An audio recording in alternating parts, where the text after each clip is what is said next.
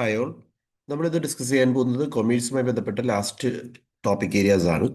അപ്പോൾ യൂണിറ്റ് 7 ആദ്യമായിട്ട് ഡിസ്കസ് ചെയ്യുന്ന topic unit 7 banking and financial institutions related ആയിട്ടുള്ള MCQs നമുക്ക് അധികം കാണാം. ആദ്യത്തെ ക്വസ്റ്റ്യൻ ഇതാണ്. അസെഷൻ പറയുന്നത് RBI uses repo and reverse repo as tools four monetary policy. Reason repo operations help in liquidity management in the economy. So രണ്ട് statement ആണ് നമുക്ക് തന്നിരിക്കുന്നത്. ഒന്നാമത്തെ സ്റ്റേറ്റ്മെന്റ് പറയുന്നത് RBI uses repo and reverse repo as tools four monetary policy. Monetary പോളിസിയുടെ ഭാഗമായിട്ട് repo reverse repo use ചെയ്യാറുണ്ട് എന്ന് പറയുന്നു. രണ്ടാമത് അതിന്റെ റീസൺ ആയിട്ട് പറയുന്നത് repo operations help in liquidity management, ഇക്കോണമിയിലെ കറൻസി ലിക്വിഡിറ്റി മാനേജ്മെന്റിന് ഹെൽപ്പ് ചെയ്യുന്നു എന്നാണ് പറഞ്ഞിരിക്കുന്നത്. രണ്ട് സ്റ്റേറ്റ്മെന്റ് ശരിയാണ്.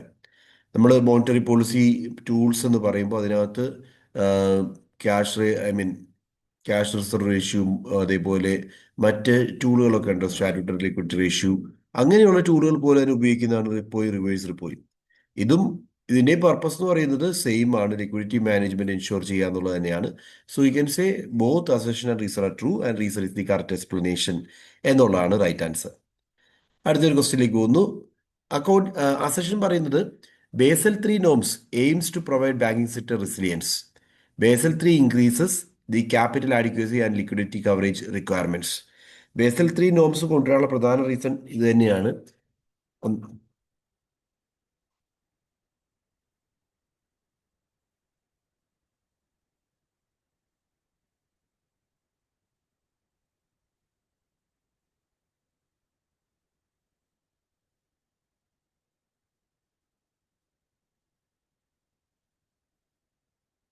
ഓക്കെ, സോ ബേസൽ 3 നോംസിനെ പറ്റിയാണ് അടുത്ത ക്വസ്റ്റ്യൻ പറഞ്ഞിരിക്കുന്നത്. Basel 3 norms aims to improve banking sector resilience. Purpose ഇത് തന്നെയാണ്. അതായത് ബാങ്കിങ് സെക്ടറിൽ റെസിലിയൻസ്, ഗ്ലോബൽ ബാങ്കിങ് സെക്ടറിനെ റെസിലിയൻസ് കൊണ്ടുവരിക, അതേപോലെ തകരുന്ന സിറ്റുവേഷൻസ് ഒഴിവാക്കുക തുടങ്ങിയ പർപ്പസുകൾ വെച്ചിട്ടാണ് ബേസൽ 3 നോംസ് വരുന്നത്. Okay, so this are actually international banking regulations. അങ്ങനെ തന്നെ ഓർക്കുക, Basel committee on banking regulations introduce ചെയ്തിരിക്കുന്ന ഇന്റർനാഷണൽ ബാങ്കിങ് റെഗുലേഷൻസ് ആണ് ബേസൽ 3 എന്ന് പറയുന്നത്. ഇതിന്റെ മെയിൻ എയിം ഇത് തന്നെയാണ്, ലിക്വിഡിറ്റി എൻഷുർ ചെയ്യുക എന്നുള്ളതാണ്. അതിനുവേണ്ടി ലിക്വിഡിറ്റി നോംസും അതേപോലെ തന്നെ ക്യാപിറ്റൽ ആഡിക്വസി നോംസും ഇൻട്രൊഡ്യൂസ് ചെയ്തു. രണ്ട് സ്റ്റേറ്റ്മെന്റും ശരിയാണ്, കറക്റ്റ് എക്സ്പ്ലനേഷൻ ആണെന്നുള്ളതാണ് റൈറ്റ് ആൻസർ. അടുത്തൊരു ക്വസ്റ്റ്യൻ വരുന്നത് non performing assets reduces profitability of banks. NPAs generate interest income four bank. So രണ്ടാം സ്റ്റേറ്റ്മെന്റ് പറയുന്നത് ടോട്ടലി ഡിഫറെൻ്റ് ആയിട്ടുള്ള കാര്യമാണ്. നോൺ പെർഫോമിംഗ് അസറ്റ്സ് യഥാർത്ഥത്തിൽ ബാങ്ക് ഇപ്പോൾ ഓഫർ ചെയ്തിരിക്കുന്ന ലോൺസ് റീപേയ്മെന്റ് വരാതെ വരുമ്പോൾ അതിനെ നമ്മൾ NPA എന്ന് പറയും, നോൺ പെർഫോമിംഗ് അസറ്റ്. അത് പല രീതിയിൽ ക്ലാസിഫൈ ചെയ്യപ്പെടും. എനിവേ ഇതുകൊണ്ട് നമുക്ക് ഇൻട്രസ്റ്റ് ഇൻകം ക്രിയേറ്റ് ചെയ്യുന്നില്ല. സോ റീസൺ തെറ്റാണ്. ഇൻട്രസ്റ്റ് പേ ചെയ്യാതെ വരുമ്പോഴാണ് അത് NPA ആയി മാറുന്നത്. അടുത്തൊരു ക്വസ്റ്റ്യൻ വരുന്നത് അസെഷൻ പറയുന്നത് development financial institutions are essential for industrial growth. DFIs provide short time working capital loans to industries. Development financial ഇൻസ്റ്റിറ്റ്യൂഷൻസിന്റെ പർപ്പസ് എന്ന് പറയുന്നത് ഇൻഡസ്ട്രിയൽ ഗ്രോത്ത് എൻഷുർ ചെയ്യുക, അതിനുവേണ്ടിയുള്ള ഫിനാൻഷ്യൽ അസിസ്റ്റൻസ് പ്രൊവൈഡ് ചെയ്യുക എന്നുള്ളതാണ്. ഇവർ പ്രൊവൈഡ് ചെയ്യുന്നത് ലോങ് ടൈം ഫിനാൻഷ്യൽ അസിസ്റ്റൻസ് ആണ്, പ്രോജക്റ്റ് അസിസ്റ്റൻസ് ഒക്കെയാണ് പ്രൊവൈഡ് ചെയ്യുന്നത്. Short time working capital assistance അല്ല. സോ അസെഷൻ പറയുന്നത് ശരിയാണ്, എന്നാൽ റീസൺ പറയുന്നത് തെറ്റാണ്. അടുത്ത ക്വസ്റ്റ്യൻ വരുന്നത് assertion financial inclusion ensures equal access to financial services for all segments of the society. Financial ഇൻക്ലൂഷന്റെ കൺസെപ്റ്റ് ആണ് ഈക്വൽ ആക്സസ്. സൊസൈറ്റിയിലെ എല്ലാവർക്കും ഫിനാൻഷ്യൽ സർവീസസ് ഒരേപോലെ അവൈലബിൾ ആക്കുക എന്നുള്ള കൺസെപ്റ്റാണ് ഫിനാൻഷ്യൽ ഇൻക്ലൂഷൻ കൊണ്ട് ഉദ്ദേശിക്കുന്നത്. It promotes economic empowerment and reduces dependency on informal finance. So രണ്ട് സ്റ്റേറ്റ്മെന്റ് ശരിയാണ്, കറക്റ്റ് എക്സ്പ്ലനേഷൻ ആണെന്ന് പറയാം. ബിക്കോസ് ഇൻക്ലൂഷൻ എന്ന് പറഞ്ഞാൽ എല്ലാവരെയും ഇൻക്ലൂഡ് ചെയ്യുന്നു, എല്ലാ സെഗ്മെന്റ്സും ഫിനാൻഷ്യൽ സർവീസസിന്റെ ഭാഗമാക്കി മാറ്റുക എന്നുള്ളതാണ് ഫിനാൻഷ്യൽ ഇൻക്ലൂഷൻ ടാർഗറ്റ് ചെയ്യുന്നത് തന്നെ. സോ രണ്ട് സ്റ്റേറ്റ്മെന്റ് ശരിയാണെന്നുള്ളതാണ് റൈറ്റ് ആൻസർ. അടുത്തൊരു question which of the following is not a function of Reserve Bank of India. RBIയുടെ ബേസിക് ഫംഗ്ഷന്റെ ഭാഗമല്ലാത്ത ഏതാണെന്ന് ചോദിച്ചിരിക്കുന്നത്. Acting as a banker to the government, regulator of foreign trade, issuer of currency, formulation of monetary policy. Foreign ട്രേഡിന്റെ regulator എന്ന് പറയുന്നത് directly RBI അല്ല. Foreign എക്സ്ചേഞ്ചുമായി ബന്ധപ്പെട്ട റോൾ RBIക്ക് ഉണ്ട്. എന്നാൽ ഫോറിൻ ട്രേഡ് റെഗുലേറ്റർ ആയിട്ട് ആക്ട് ചെയ്യുന്നത് DGFT ആണ്.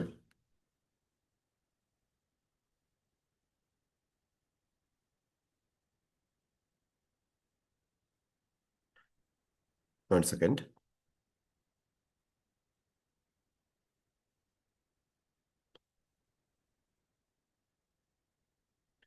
ഓക്കെ, നമ്മൾ പറഞ്ഞത് ഫോറിൻ ട്രേഡിന്റെ റെഗുലേറ്റർ എന്ന് പറയുന്നത് ഡയറക്ട്ലി RBI അല്ല, ബാക്കിയുള്ള പർപ്പസുകളെല്ലാം RBI പെർഫോം ചെയ്യുന്നുണ്ട്. ഇത് ആക്ച്വലി ഫോറിൻ ട്രേഡ് ഇന്ത്യയിൽ റെഗുലേറ്റ് ചെയ്യുന്നത് മിനിസ്ട്രി ഓഫ് കൊമേഴ്സ് ആൻഡ് ഇൻഡസ്ട്രിയുടെ കീഴിൽ directorate general of foreign trade ആണ്. Directorate general of foreign trade, DGFT എന്ന് പറയും. സോ അതാണ് ഫോറിൻ ട്രേഡുമായി ബന്ധപ്പെട്ട ഗവേണിംഗ് ബോഡി.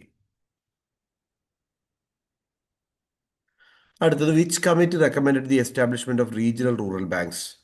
റീജിയണൽ റൂറൽ ബാങ്ക്സിനെ എസ്റ്റാബ്ലിഷ് ചെയ്ത കമ്മിറ്റി ഏതാണെന്ന് വെച്ചിരിക്കുന്നത്, എസ്റ്റാബ്ലിഷ് ചെയ്യാൻ കാരണമായിട്ടുള്ള കമ്മിറ്റി എന്ന് പറയുന്നത് നരസിംഹം വർക്കിംഗ് ഗ്രൂപ്പ്സ് ആണ്. നരസിംഹം വർക്കിംഗ് ഗ്രൂപ്പ്സ് എന്ന് പറയുന്നത് 1975 ക്രിയേറ്റ് ചെയ്ത ബാങ്കിങ് സെക്ടറുമായി ബന്ധപ്പെട്ട പഠനം നടത്താൻ വേണ്ടി ക്രിയേറ്റ് ചെയ്ത കമ്മിറ്റിയാണ്. ഇവരാണ് ഈ ഒരു RRB കൺസെപ്റ്റ് വേണം, RRB കൺസെപ്റ്റ് ഇൻട്രൊഡ്യൂസ് ചെയ്യണമെന്ന് റെക്കമെൻഡ് ചെയ്തത്. അടുത്തത്, which among the following is not a component of Indian money market? Indian money മാർക്കറ്റിന്റെ ഭാഗമല്ലാത്തതാണെന്ന് വെച്ചിരിക്കുന്നത് call money, treasury bills, commercial papers, ഇവ മൂന്നും മണി മാർക്കറ്റ് ഇൻസ്ട്രുമെന്റ്സ് ആണ്. ഇക്വിറ്റി ഷെയർസ് എന്ന് പറയുന്ന ഒരു ക്യാപിറ്റൽ മാർക്കറ്റ് ഇൻസ്ട്രുമെന്റ് ആണ്. Okay, the main objective of Basel നോം ഈസ് ടു. ബേസൽ നോമിന്റെ ബേസിക് പർപ്പസ് എന്താണെന്ന് വെച്ചിരിക്കുന്നത് control inflation, ensure food security, strength and risk management in banks. ബാങ്ക്സിന്റെ റിസ്ക് മാനേജ്മെന്റ് സ്ട്രെങ്തൻ ചെയ്യുക എന്നുള്ളതാണ് ബേസൽ നോംസ് എയിം ചെയ്തത്. അടുത്തൊരു question, insurance regulatory and development authority of India IRDAI was established under which act? ഇത് create ചെയ്തത് insurance regulatory and development authority of India act, IRDA act 1999 പ്രകാരമാണ്. അപ്പോൾ ബാങ്കിങ്ങുമായി ബന്ധപ്പെട്ട കുറച്ച് കൺസെപ്റ്റുകളാണ് നമ്മൾ പറഞ്ഞത്. ഇനി ബാങ്കിൻ്റെ ക്ലാസിഫിക്കേഷനും ഫങ്ഷൻസിലേക്ക് വരുമ്പോൾ, types of banks and functions. Types of bank, central bank, commercial bank നമുക്ക് ബേസിക്കലി ക്ലാസിഫൈ ചെയ്യാം. സെൻട്രൽ ബാങ്കിൻ്റെ ഫങ്ഷൻ എന്താ? മോണിറ്ററി പോളിസി കൺട്രോൾ ചെയ്യുക, അതേപോലെ തന്നെ കറൻസിയുടെ ഇഷ്യൂറായിട്ട് ആക്ട് ചെയ്യുക, ഗവൺമെൻറ്റിൻ്റെ ബാങ്കായിട്ട് ആക്ട് ചെയ്യുക, തുടങ്ങിയ കാര്യങ്ങളൊക്കെയാണ് സെൻട്രൽ ബാങ്ക് ചെയ്യുന്നത്. ഇന്ത്യയിൽ reserve Bank of India. Commercial ബാങ്കിലേക്ക് വരുമ്പോൾ കൊമേഴ്ഷ്യൽ ബാങ്കിന്റെ ബേസിക് ഫംഗ്ഷൻ എന്ന് പറയുന്നത് അക്സെപ്റ്റിംഗ് ഡെപ്പോസിറ്റ് ആൻഡ് ലെൻഡിങ് മണിയാണ്. Okay, so examples SBI, HDFC bank ഒക്കെ പറയാം. പിന്നെ cooperative bank.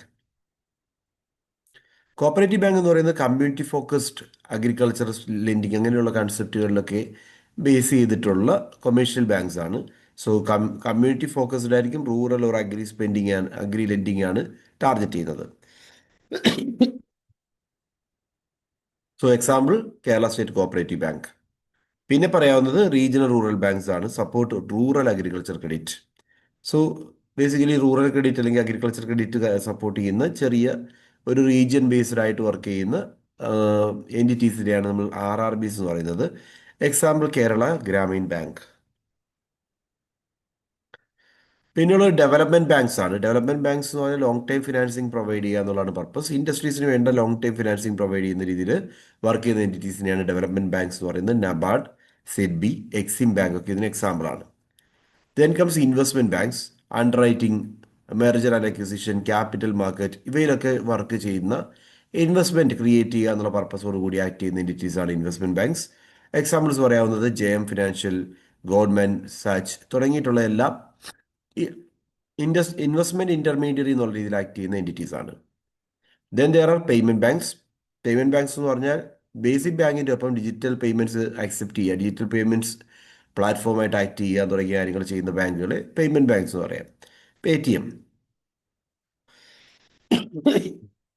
Paytm payment bank ഇതിനൊരു എക്സാമ്പിളാണ്. പിന്നെ വരുന്നത് സ്മോൾ ഫിനാൻസ് ബാങ്ക്സ് ആണ്. സെർവിങ് അണ്ടർസർവ്ഡ് ആയിട്ടുള്ള റീജിയൻസിനെ സെർവ് ചെയ്യുക എന്നുള്ളതാണ് സ്മോൾ ഫിനാൻസ് ബാങ്ക്സ് ചെയ്യുന്നത്. MSME ബേസ്ഡ് ആയിട്ടുള്ള ബാങ്കുകൾ. ദെൻ സ്മോൾ ബോറോവേഴ്സ് ഒക്കെ ഇതിന് എക്സാമ്പിളാണ്. സ്മോൾ ഫിനാൻസ് ബാങ്ക് ഈ ഒരു സെക്ടറിൽ വരുന്ന ബാങ്കിന് എക്സാമ്പിളാണ്. ഓക്കെ, സോ ബാങ്കിന്റെ ബേസിക് ക്ലാസിഫിക്കേഷൻ ടൈപ്സ് ഒക്കെ നമ്മൾ പറഞ്ഞു. നേരെ പോകുന്ന ആർ ബി ഐയുമായി ബന്ധപ്പെട്ട ആർ ബി ഐയുടെ different functions.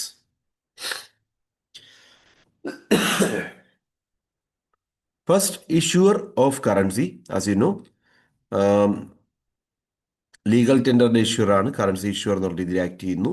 Then monetary policy controls inflation through CRR, cash reserve ratio, SLR, statutory liquidity ratio, repo rate, etcetera.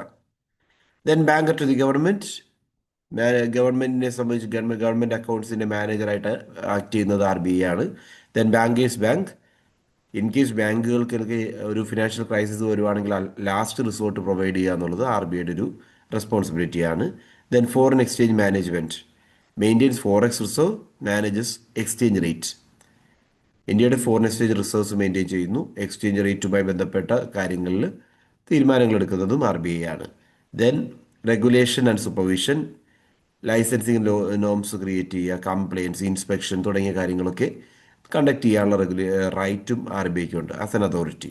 So ഇവയൊക്കെയാണ് RBIയുടെ basic function. Issuer of currency, monetary policy create ചെയ്യുന്നു. Then banker to the government, bankers bank, foreign exchange management, regulation and supervision. Then monetary policy ടൂൾസിലേക്ക് വന്നു കഴിഞ്ഞാൽ, monetary policy ടൂൾസിനെ പറ്റി നമ്മൾ പറഞ്ഞു. ഒന്ന് ക്യാഷ് റിസർവ് റേഷ്യോ ആണ്. അതായത് ബാങ്ക്സ് ലോൺ ഇഷ്യൂ ചെയ്യുമ്പോൾ അല്ലെങ്കിൽ ലോൺസ് പ്രൊവൈഡ് ചെയ്യുന്നതിന് മുമ്പ് അതിൻ്റെ അവരുടെ ഇൻവെസ്റ്റ്മെൻറ്റിൻ്റെ ഒരു നിശ്ചിത ശതമാനം RBIയിൽ ക്യാഷോ റെഡിലി മാർക്കറ്റബിൾ സെക്യൂരിറ്റീസോ ആയിട്ട് കീപ്പ് ചെയ്യണം. ഇതിനെയാണ് ക്യാഷ് റിസർവ് റേഷ്യോ എന്ന് പറയുന്നത്. ഓക്കെ, സ്പെഷ്യലി ക്യാഷ് ആയിട്ട് തന്നെ percentage of deposit with RBI. അതായത് ഈ പറയുന്ന ടോട്ടൽ ഡെപ്പോസിറ്റിൻ്റെ 4%, 5%, ആസ് ദി RBI ഡിസൈഡ്സ് എന്ത് ചെയ്യണം, ഒരു റിസർവായിട്ട് RBIയിൽ കീപ്പ് ചെയ്യണം. ആ ഒരു പോർഷനെയാണ് ക്യാഷ് റിസർവ് റേഷ്യോ എന്ന് പറയുന്നത്. ഓക്കെ, സോ ബാങ്ക്സിനെ സംബന്ധിച്ച് റിസർവ് റേഷ്യോ കൂടിക്കഴിഞ്ഞാൽ അവർക്ക് ലെൻഡ് ചെയ്യാനുള്ള എബിലിറ്റി കുറയും. റിസർവ് റേഷ്യോ കുറഞ്ഞു കഴിഞ്ഞാൽ ലെൻഡ് ചെയ്യാനുള്ള എബിലിറ്റി കൂടും, അല്ലേ? ബിക്കോസ് 100 rupees ഡെപ്പോസിറ്റ് കിട്ടിക്കഴിഞ്ഞാൽ 4 രൂപ RBIയിൽ ഡെപ്പോസിറ്റ് ചെയ്യണം, RBIയിൽ തന്നെ പ്രൊവൈഡ് ചെയ്യണം എന്നാണ് ക്യാഷ് റിസർവ് പറയുന്നത്. അപ്പോൾ ആ 4 രൂപ പ്രൊവൈഡ് ചെയ്യുന്നത് 5 രൂപയാക്കി മാറ്റിയാലോ അവരെ സംബന്ധിച്ച് ലെൻഡ് ചെയ്യാനുള്ള എബിലിറ്റി കുറയും. ബിഫോർ 4 രൂപ കഴിഞ്ഞ് 96 രൂപ ലെൻഡ് ചെയ്യാമെങ്കിൽ ഇപ്പോൾ 5 രൂപയാക്കി മാറ്റുമ്പോൾ 95 രൂപ ലെൻഡ് ചെയ്യാൻ പറ്റും. ആ ഒരു സാഹചര്യമാണ് ക്യാഷ് റിസർവ് റേഷ്യോ. ഇങ്ങനെയാണ് ഒരു money circulation, currency in circulation control ചെയ്യുന്നത്. അടുത്ത സ്റ്റാറ്റ്യൂട്ടറി ലിക്വിഡിറ്റി റേഷ്യോ ആണ്. ഗവൺമെൻറ് സെക്യൂരിറ്റീസിൽ അല്ലെങ്കിൽ ഓപ്ഷൻസ് എന്ന് പറയുന്നത് ഒന്നുകിൽ ക്യാഷ് ആയിട്ട് കീപ്പ് ചെയ്യാം, അല്ലെങ്കിൽ ഗവൺമെൻറ് സെക്യൂരിറ്റീസിൽ കീപ്പ് ചെയ്യുക, അല്ലെങ്കിൽ റെഡ്ലി മാർക്കറ്റബിൾ ഇൻസ്ട്രുമെൻറ്റ്സിൽ കീപ്പ് ചെയ്യുക എന്നുള്ളതാണ് സ്റ്റാറ്റ്യൂട്ടറി ലിക്വിഡിറ്റി റേഷ്യോയിൽ. അപ്പോൾ ഇത് ആക്ച്വലി ഇൻവെസ്റ്റ്മെൻറ്റ് നടക്കുന്നതെല്ലാം ഗവൺമെൻറ് സെക്യൂരിറ്റീസ് തന്നെയായിരിക്കും. 20% ടോട്ടൽ ഡെപ്പോസിറ്റിൻ്റെ ഒരു 20% അല്ലെങ്കിൽ 18% SLR ആയിട്ട് കീപ്പ് ചെയ്യണമെന്ന് പറയുമ്പോൾ റെഡിലി മാർക്കറ്റബിൾ ആയിട്ട് കീപ്പ് ചെയ്യാന്നാണ്. അപ്പോൾ അങ്ങനെ ചെയ്യുന്നത് ഓപ്ഷൻസ് ഉണ്ട്. ക്യാഷ് ആയിട്ട് ചെയ്യാം, അല്ലെങ്കിൽ ഗോൾഡ് ആയിട്ടോ അതും അല്ലെങ്കിൽ ഗവൺമെൻറ് സെക്യൂരിറ്റീസിലോ ഇൻവെസ്റ്റ് ചെയ്യാം. പക്ഷേ മോസ്റ്റ്ലി ഇൻവെസ്റ്റ് ചെയ്യപ്പെടുന്നത് ഗവൺമെൻറ് സെക്യൂരിറ്റീസിലായിരിക്കും. ഗവൺമെൻറ് സെക്യൂരിറ്റീസിൽ ഇൻവെസ്റ്റ് ചെയ്യുന്നത് കൊണ്ട് മാത്രമാണ് ഇവിടെ എന്ത് കിട്ടുന്നത്, സെക്യൂരിറ്റി എൻഷുർ ചെയ്യാനും റിട്ടേൺ കിട്ടാനും ബാങ്ക്സിന് സാധിക്കുന്നത്. അതുകൊണ്ട് we can say statutory liquidity ratio. ഇതാണ് സ്റ്റാറ്റ്യൂട്ടറി ലിക്വിഡിറ്റി റേഷ്യോ എന്ന് പറയുന്നത്. ഇൻ കേസ് SLR ഇൻക്രീസ് ചെയ്ത് കഴിഞ്ഞാൽ എന്ത് സംഭവിക്കുന്നു, സ്പെൻഡ് ചെയ്യാനുള്ള എബിലിറ്റി കുറയുന്നു. ഇപ്പോൾ കറൻസി സർക്കുലേഷനിൽ നിന്ന് വിഡ്രോ ചെയ്യുന്നു. SLR കുറച്ച് കഴിഞ്ഞാൽ കറൻസി സർക്കുലേഷനിലേക്ക് വീണ്ടും ഇഞ്ചെക്ട് ചെയ്യുന്നു. ഓക്കെ, ഇങ്ങനെയാണ് മോണിറ്ററി പോളിസി ടൂൾ എന്നുള്ള രീതി ആക്ട് ചെയ്യുന്നത്. പക്ഷേ SLR ഒരിക്കലും ഒരു നല്ല ടൂളല്ല. കാരണം ഈ കറൻസി വിഡ്രോ ചെയ്യാനാണ് ഉദ്ദേശിക്കുന്നത്, അല്ലേ? കൺട്രോൾ ചെയ്യുമ്പോൾ വിഡ്രോ ചെയ്യാൻ ഉദ്ദേശിക്കുന്നു. പക്ഷേ ഗവൺമെൻറ് സെക്യൂരിറ്റീസിൽ ഇൻവെസ്റ്റ് ചെയ്യുമ്പോൾ ഗവൺമെൻറ് വീണ്ടും എന്ത് ചെയ്യും, കറൻസി സർക്കുലേഷനിലേക്ക് വിടുകയാണ് ചെയ്യുന്നത്. അതുകൊണ്ട് SLRന്റെ ഒരു നല്ല ടൂളായിട്ട് പറയാറില്ല. Cash reserve ratio, repo rate, reverse repo ഒക്കെയാണ് ബെറ്റർ ടൂൾസ്. റിപ്പോ റേറ്റ് എന്ന് പറയുമ്പോൾ rate at which RBI lends to banks. RBI loan provide ചെയ്യുമ്പോൾ അല്ലെങ്കിൽ RBI പ്രൊവൈഡ് ചെയ്യുന്ന ഇൻട്രസ്റ്റ് റേറ്റിനെയാണ് നമ്മൾ റിപ്പോ റേറ്റ് എന്ന് പറയുന്നത്. പിന്നെ വരുന്നത് റിവേഴ്സ് റിപ്പോ ആണ്. Rate at which R B I borrows from bank, അല്ലെങ്കിൽ നമുക്ക് പറയാം ആർ ബി ഐ ഡെപ്പോസിറ്റുകൾക്ക് കൊടുക്കുന്ന ഇൻട്രസ്റ്റ് റേറ്റ് എന്ന് പറയാം. ആർ ബി ഐയിലുള്ള ഡെപ്പോസിറ്റുകൾക്ക് ആർ ബി ഐ പ്രൊവൈഡ് ചെയ്യുന്ന ഇൻട്രസ്റ്റ് റേറ്റ് ആണ് reverse repo rate. Okay. So repo rate എന്താ? ആർ ബി ഐ ലോൺ കൊടുക്കുമ്പോൾ ബാങ്ക്സിന് കൊടുക്കുന്ന ഫിനാൻഷ്യൽ അസിസ്റ്റൻസിൽ ആർ ബി ഐ ചാർജ് ചെയ്യുന്ന റേറ്റ് ഓഫ് ഇൻട്രസ്റ്റ് ആണ് റിപ്പോ റേറ്റ് എങ്കിൽ, നേരെ തിരിച്ച് ആർ ബി ഐയിലുള്ള ഡെപ്പോസിറ്റുകൾക്ക് ആർ ബി ഐ കൊടുക്കുന്ന ഇൻട്രസ്റ്റ് റേറ്റ് ആണ് reverse repo. Then bank rate, long term lending rate of R B I. R B ഐയുടെ ലോങ് ടേം ലെൻഡിങ് റേറ്റ് ആണ് ബാങ്ക് റേറ്റ് എന്ന് പറയുന്നത്. ഇതാണ് ബേസ്. ഇത് പ്രകാരമാണ് ബാങ്ക്സിന്റെ ഇൻട്രസ്റ്റ് റേറ്റ് കാൽക്കുലേഷൻസ് വരുന്നത്.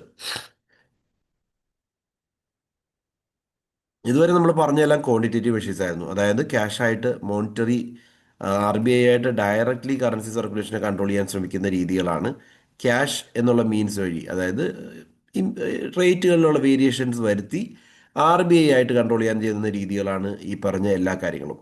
ഇനി വരുന്നത് ക്വാളിറ്റേറ്റീവായിട്ട്, ഡയറക്റ്റ്ലി ക്യാഷ് എന്നുള്ള രീതിയിലല്ല, മണിയിൽ ഡയറക്റ്റ്ലി കൺട്രോൾ ചെയ്യാതെ ഇൻഡയറക്റ്റ്ലി കൺട്രോൾ ചെയ്യുന്ന രീതി. അതാണ് മോറൽ സുവേഷൻ. മോറൽ സുവേഷൻ എന്ന് പറഞ്ഞാൽ ആർ ബി ഐയുടെ പോളിസി ഫോളോ ചെയ്യാനുള്ള ഇൻസ്ട്രക്ഷൻസ് ആണ് മോറൽ സുവേഷൻ. ഓക്കെ. പുതിയ ലെൻഡിങ്ങിനകത്ത് ഇന്ന നോംസ് ഫോളോ ചെയ്യണം എന്ന് പറഞ്ഞാൽ ആർ ബി ഐ പോളിസി ഇറക്കുവാണെങ്കിൽ അത് ബാങ്ക് ഫോളോ ചെയ്യണം എന്ന് പറയുന്ന അത്തരം ഇൻസ്ട്രക്ഷൻസിനെയാണ് നമ്മൾ മോറൽ സുവേഷൻ എന്ന് പറയുന്നത്. Then selective credit control. ഏതെങ്കിലും സ്പെസിഫിക് സെക്ടേഴ്സിലേക്ക് ലെൻഡിങ് ചെയ്യാൻ പാടില്ല, ഏതെങ്കിലും സ്പെസിഫിക് സെക്ടറിൽ മാത്രം ലെൻഡ് ചെയ്യുക തുടങ്ങിയിട്ടുള്ള ഇൻസ്ട്രക്ഷൻസ് സെലക്റ്റീവ് ക്രെഡിറ്റ് കൺട്രോളിന് എക്സാമ്പിളാണ്. ഓക്കെ. അതേപോലെ ഡയറക്റ്റ് ആക്ഷൻ പറയാം, പണിഷ്മെന്റ് പ്രൊവൈഡ് ചെയ്യുന്നതൊക്കെ ഡയറക്റ്റ് ആക്ഷൻ ആണ്. അപ്പോൾ അത്തരത്തിൽ different monetary policy tools are there. Examples നമ്മൾ കണ്ടു: cash reserve ratio, statutory liquidity ratio, repo rate, reverse repo, bank rate, moral suasion, selective credit control.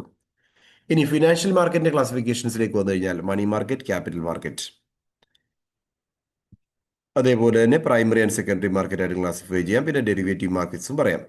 So money market എന്ന് പറഞ്ഞാൽ ഷോർട്ട് ടൈം ഫണ്ട്സ്, അതായത് ഒരു വർഷത്തിൽ കുറവുള്ള ഫണ്ട്സ് ട്രേഡ് ചെയ്യപ്പെടുന്ന മാർക്കറ്റാണ്. എക്സാമ്പിൾ നമുക്ക് പറയാവുന്ന call money, treasury bill, commercial paper, certificate of deposit. All these are examples of money market, money market instruments. പിന്നെ വരുന്നത് ക്യാപിറ്റൽ മാർക്കറ്റ്. ക്യാപിറ്റൽ മാർക്കറ്റിലേക്ക് വരുമ്പോൾ ലോങ് ടൈം ഫണ്ട്സ് ആണ്, ഇക്വിറ്റി ഓർ ഡെറ്റ് ഇൻസ്ട്രുമെന്റ്സ് ആണ് ട്രേഡ് ചെയ്യപ്പെടുന്നത്. ഷെയർ, ഡിബഞ്ചേഴ്സ്, ഇതൊക്കെ ഇതിന് എക്സാമ്പിൾ ആയിട്ട് പറയാം. പിന്നെ primary and secondary market. Primary market എന്ന് പറഞ്ഞാൽ പുതുതായിട്ട് സെക്യൂരിറ്റീസ് ഇഷ്യൂ ചെയ്യുന്ന മാർക്കറ്റ്. ഇനീഷ്യൽ പബ്ലിക് ഓഫറിങ്ങും ഫോളോ പബ്ലിക് ഓഫറിങ്ങും പ്രൈമറി മാർക്കറ്റുമായി ബന്ധപ്പെട്ടാണ്. Okay. What is initial public offering? ഒരു കമ്പനി ആദ്യമായിട്ട് സെക്യൂരിറ്റീസ് ഇഷ്യൂ ചെയ്യുകയാണെങ്കിൽ അതിന് ഇനീഷ്യൽ പബ്ലിക് ഓഫറിംഗ് എന്ന് പറയും. ഓൾറെഡി ഇഷ്യൂ ചെയ്തിട്ടുള്ള കമ്പനി വീണ്ടും പുതിയ സെക്യൂരിറ്റീസ് ഇഷ്യൂ ചെയ്യുകയാണെങ്കിൽ അതിനെയാണ് ഫോളോ അപ്പ് പബ്ലിക് ഓഫറിംഗ് എന്ന് പറയുന്നത്. ഓക്കെ. ഇനി ഇങ്ങനെ കമ്പനി ഇഷ്യൂ ചെയ്യുന്ന സെക്യൂരിറ്റീസ് വാങ്ങിച്ച ആളുകൾ അത് ട്രേഡ് ചെയ്യും, വിൽക്കുകയും പിന്നെ വീണ്ടും മറ്റ് സെക്യൂരിറ്റീസ് വാങ്ങുകയൊക്കെ ചെയ്യുന്ന അത്തരം മാർക്കറ്റിനെയാണ് നമ്മൾ സെക്കൻഡറി മാർക്കറ്റ് എന്ന് പറയുന്നത്. Okay. So trading of existing securities, N S E, B S E ഒക്കെയുള്ള സ്റ്റോക്ക് എക്സ്ചേഞ്ചുകൾ യഥാർത്ഥത്തിൽ സെക്കൻഡറി മാർക്കറ്റിന് എക്സാമ്പിൾ ആണ്. പിന്നെ derivative market, derivative instruments trade ചെയ്യപ്പെടുന്ന market, future, option trading, swaps, ഇതെല്ലാം റിസ്ക് മിറ്റിഗേറ്റ് ചെയ്യാനുള്ള ടൂളാണ്. റിസ്ക് മിറ്റിഗേറ്റ് ചെയ്യാനുള്ള ഇത്തരം ഹെഡ്ജിങ് ടൂൾസ് ട്രേഡ് ചെയ്യപ്പെടുന്ന മാർക്കറ്റിനെയാണ് ഡെറിവേറ്റീവ് മാർക്കറ്റ് എന്ന് പറയുന്നത്. Okay. Derivative means value is derived from underlying asset. അതിന് ഇൻഡിപെൻഡൻ്റ് ആയിട്ടുള്ള വാല്യൂ ഇല്ല, അതിൻ്റെ കീഴിൽ എന്ത് അസറ്റാണോ ഉള്ളത് അസറ്റിന്മേൽ ചാർജ് ഈടാക്കുവാണ്. ചാർജ് ചെയ്തിട്ടാണ് ഈ വാല്യൂ ഡിറൈവ് ചെയ്യുന്നത്. ഇതിനെയാണ് ഫ്യൂച്ചേഴ്സ്, ഓപ്ഷൻസ്, ഫോർവേഡ്, സ്വാപ്പ് തുടങ്ങിയിട്ടുള്ള എഗ്രിമെൻറ്റ്സ് എല്ലാം. സോ അതെല്ലാം ഡെറിവേറ്റീവ് മാർക്കറ്റിന് എക്സാമ്പിളാണ്. Then developmental financial institution, D F Is. D F ഐസിന് എക്സാമ്പിൾ പറയുകയാണെങ്കിൽ നബാർഡ് ഒരു ഡി എഫ് ഐ ആണ്.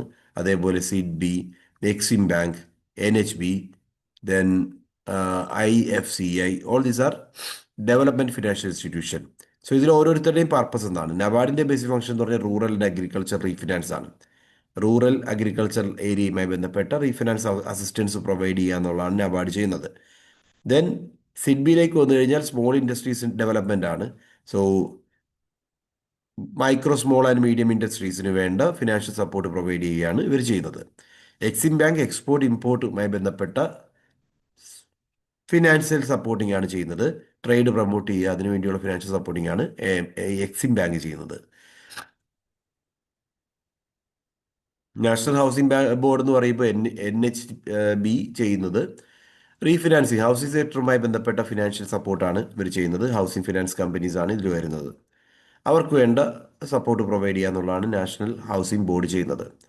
അടുത്തത് IFCI, industrial financial corporation of India, industrial financing ആണ് ചെയ്യുന്നത്. ഓൾഡസ്റ്റ് DFI, ഡെവലപ്മെന്റ് ഫിനാൻഷ്യൽ ഇൻസ്റ്റിറ്റ്യൂഷനിൽ ഏറ്റവും പഴയത് ഇൻഡസ്ട്രിയൽ ഫിനാൻസ് കോർപ്പറേഷൻ ഓഫ് ഇന്ത്യയാണ്. Okay, so long time industry funding ആണ് ഇവർ പ്രൊവൈഡ് ചെയ്യുന്നത്. ഇപ്പൊ ജസ്റ്റ് ഈ എൻറ്റിറ്റീസുമാരുടെ പർപ്പസ് ഒന്ന് ഓർത്തേക്കുക. അടുത്തായിട്ട് നമ്മൾ നോക്കുന്നത് banking sector reforms in India. 1991 Narasimham one Narasimham committee വണ്ണിലാണ് ലിബറലൈസേഷൻ ബാങ്കിങ് സെക്ടറിൽ ഇൻട്രൊഡ്യൂസ് ചെയ്യുന്നത്. കോമ്പറ്റീഷൻ പ്രൊമോട്ട് ചെയ്യുക, അതായത് 1991 ന്യൂ ഇക്കണോമിക് പോളിസിയുടെ ഭാഗമായിട്ട് അല്ലെങ്കിൽ അതിൻ്റെ ഭാഗമായിട്ടാണ് നരസിംഹം കമ്മിറ്റി വണ്ണിൻ്റെ നോംസും റെക്കമെൻഡേഷൻസും ഒക്കെ അക്സെപ്റ്റ് ചെയ്യപ്പെടുന്നത്. അതിൽ ലിബറലൈസേഷൻ ബാങ്കിങ് സെക്ടറിൽ ലിബറലൈസേഷൻ വരുന്നു. പ്രൈവറ്റ് ബാങ്ക്സ് എൻ്റർ ചെയ്യുന്നു. നോൺ പെർഫോമിംഗ് അസറ്റ്സുമായി ബന്ധപ്പെട്ട നോംസ്, പുതിയ റൂൾസ് ഒക്കെ ക്രിയേറ്റ് ചെയ്യുന്നത് 1991 നരസിംഹം വൺ ബാങ്കിങ് റിഫോംസുമായി ബന്ധപ്പെട്ടാണ്. ദെൻ 1998 നരസിംഹം കമ്മിറ്റി രണ്ടാമത്തെ റിഫോംസ് കൊണ്ടുവരുന്നു. ഈ റെഗുലേഷൻസ് കൂടുതൽ സ്ട്രെങ്തൻ ചെയ്യുക ചെയ്തത്. ക്യാപിറ്റൽ ആഡിക്വസി റിക്വയർമെൻറ്റ്, അതായത് ലോൺ ഇഷ്യൂ ചെയ്യണമെങ്കിൽ ഇത്രമാത്രം ക്യാപിറ്റൽ ഉണ്ടായിരിക്കണം. അപ്പോൾ ക്യാപിറ്റൽ ആഡിക്വസി റിക്വയർമെൻറ്റ്സ് വരുന്നു. അസറ്റിനെ ക്ലാസിഫൈ ചെയ്യുന്നു. NPAയുമായി ബന്ധപ്പെട്ട ക്ലാസിഫിക്കേഷൻസ് വരുന്നു. ഇതെല്ലാം എവിടെയാണ്?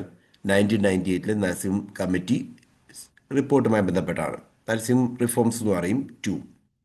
ദെൻ 2008 തൊട്ട് 2016 വരെ ഫിനാൻഷ്യൽ ഇൻക്ലൂഷനുമായി ബന്ധപ്പെട്ട ഇനീഷ്യേറ്റീവ്സ് ആണ് ഗവൺമെൻറ് ഭാഗത്തു നിന്നും പല രീതിയിലുണ്ടായത്. ജൻധൻ യോജന, പേയ്മെൻറ്റ് ബാങ്ക്സ് തുടങ്ങിയ ഉള്ള കാര്യങ്ങളൊക്കെ ഈ ഒരു ടൈം പീരീഡ് നമുക്ക് പറയാം. 2016 ഓൺവേഡ്സ് NBA റെസൊല്യൂഷനുമായി ബന്ധപ്പെട്ട ഇനീഷ്യേറ്റീവ്സ്, ഡിജിറ്റലൈസേഷനുമായി ബന്ധപ്പെട്ട ഇനീഷ്യേറ്റീവ്സ് ഒക്കെ നമുക്ക് കാണാൻ സാധിക്കും. ഓക്കെ, UPI വരുന്നൊക്കെ ഈ ഒരു ടൈമിലാണെന്ന് ഓർക്കണം.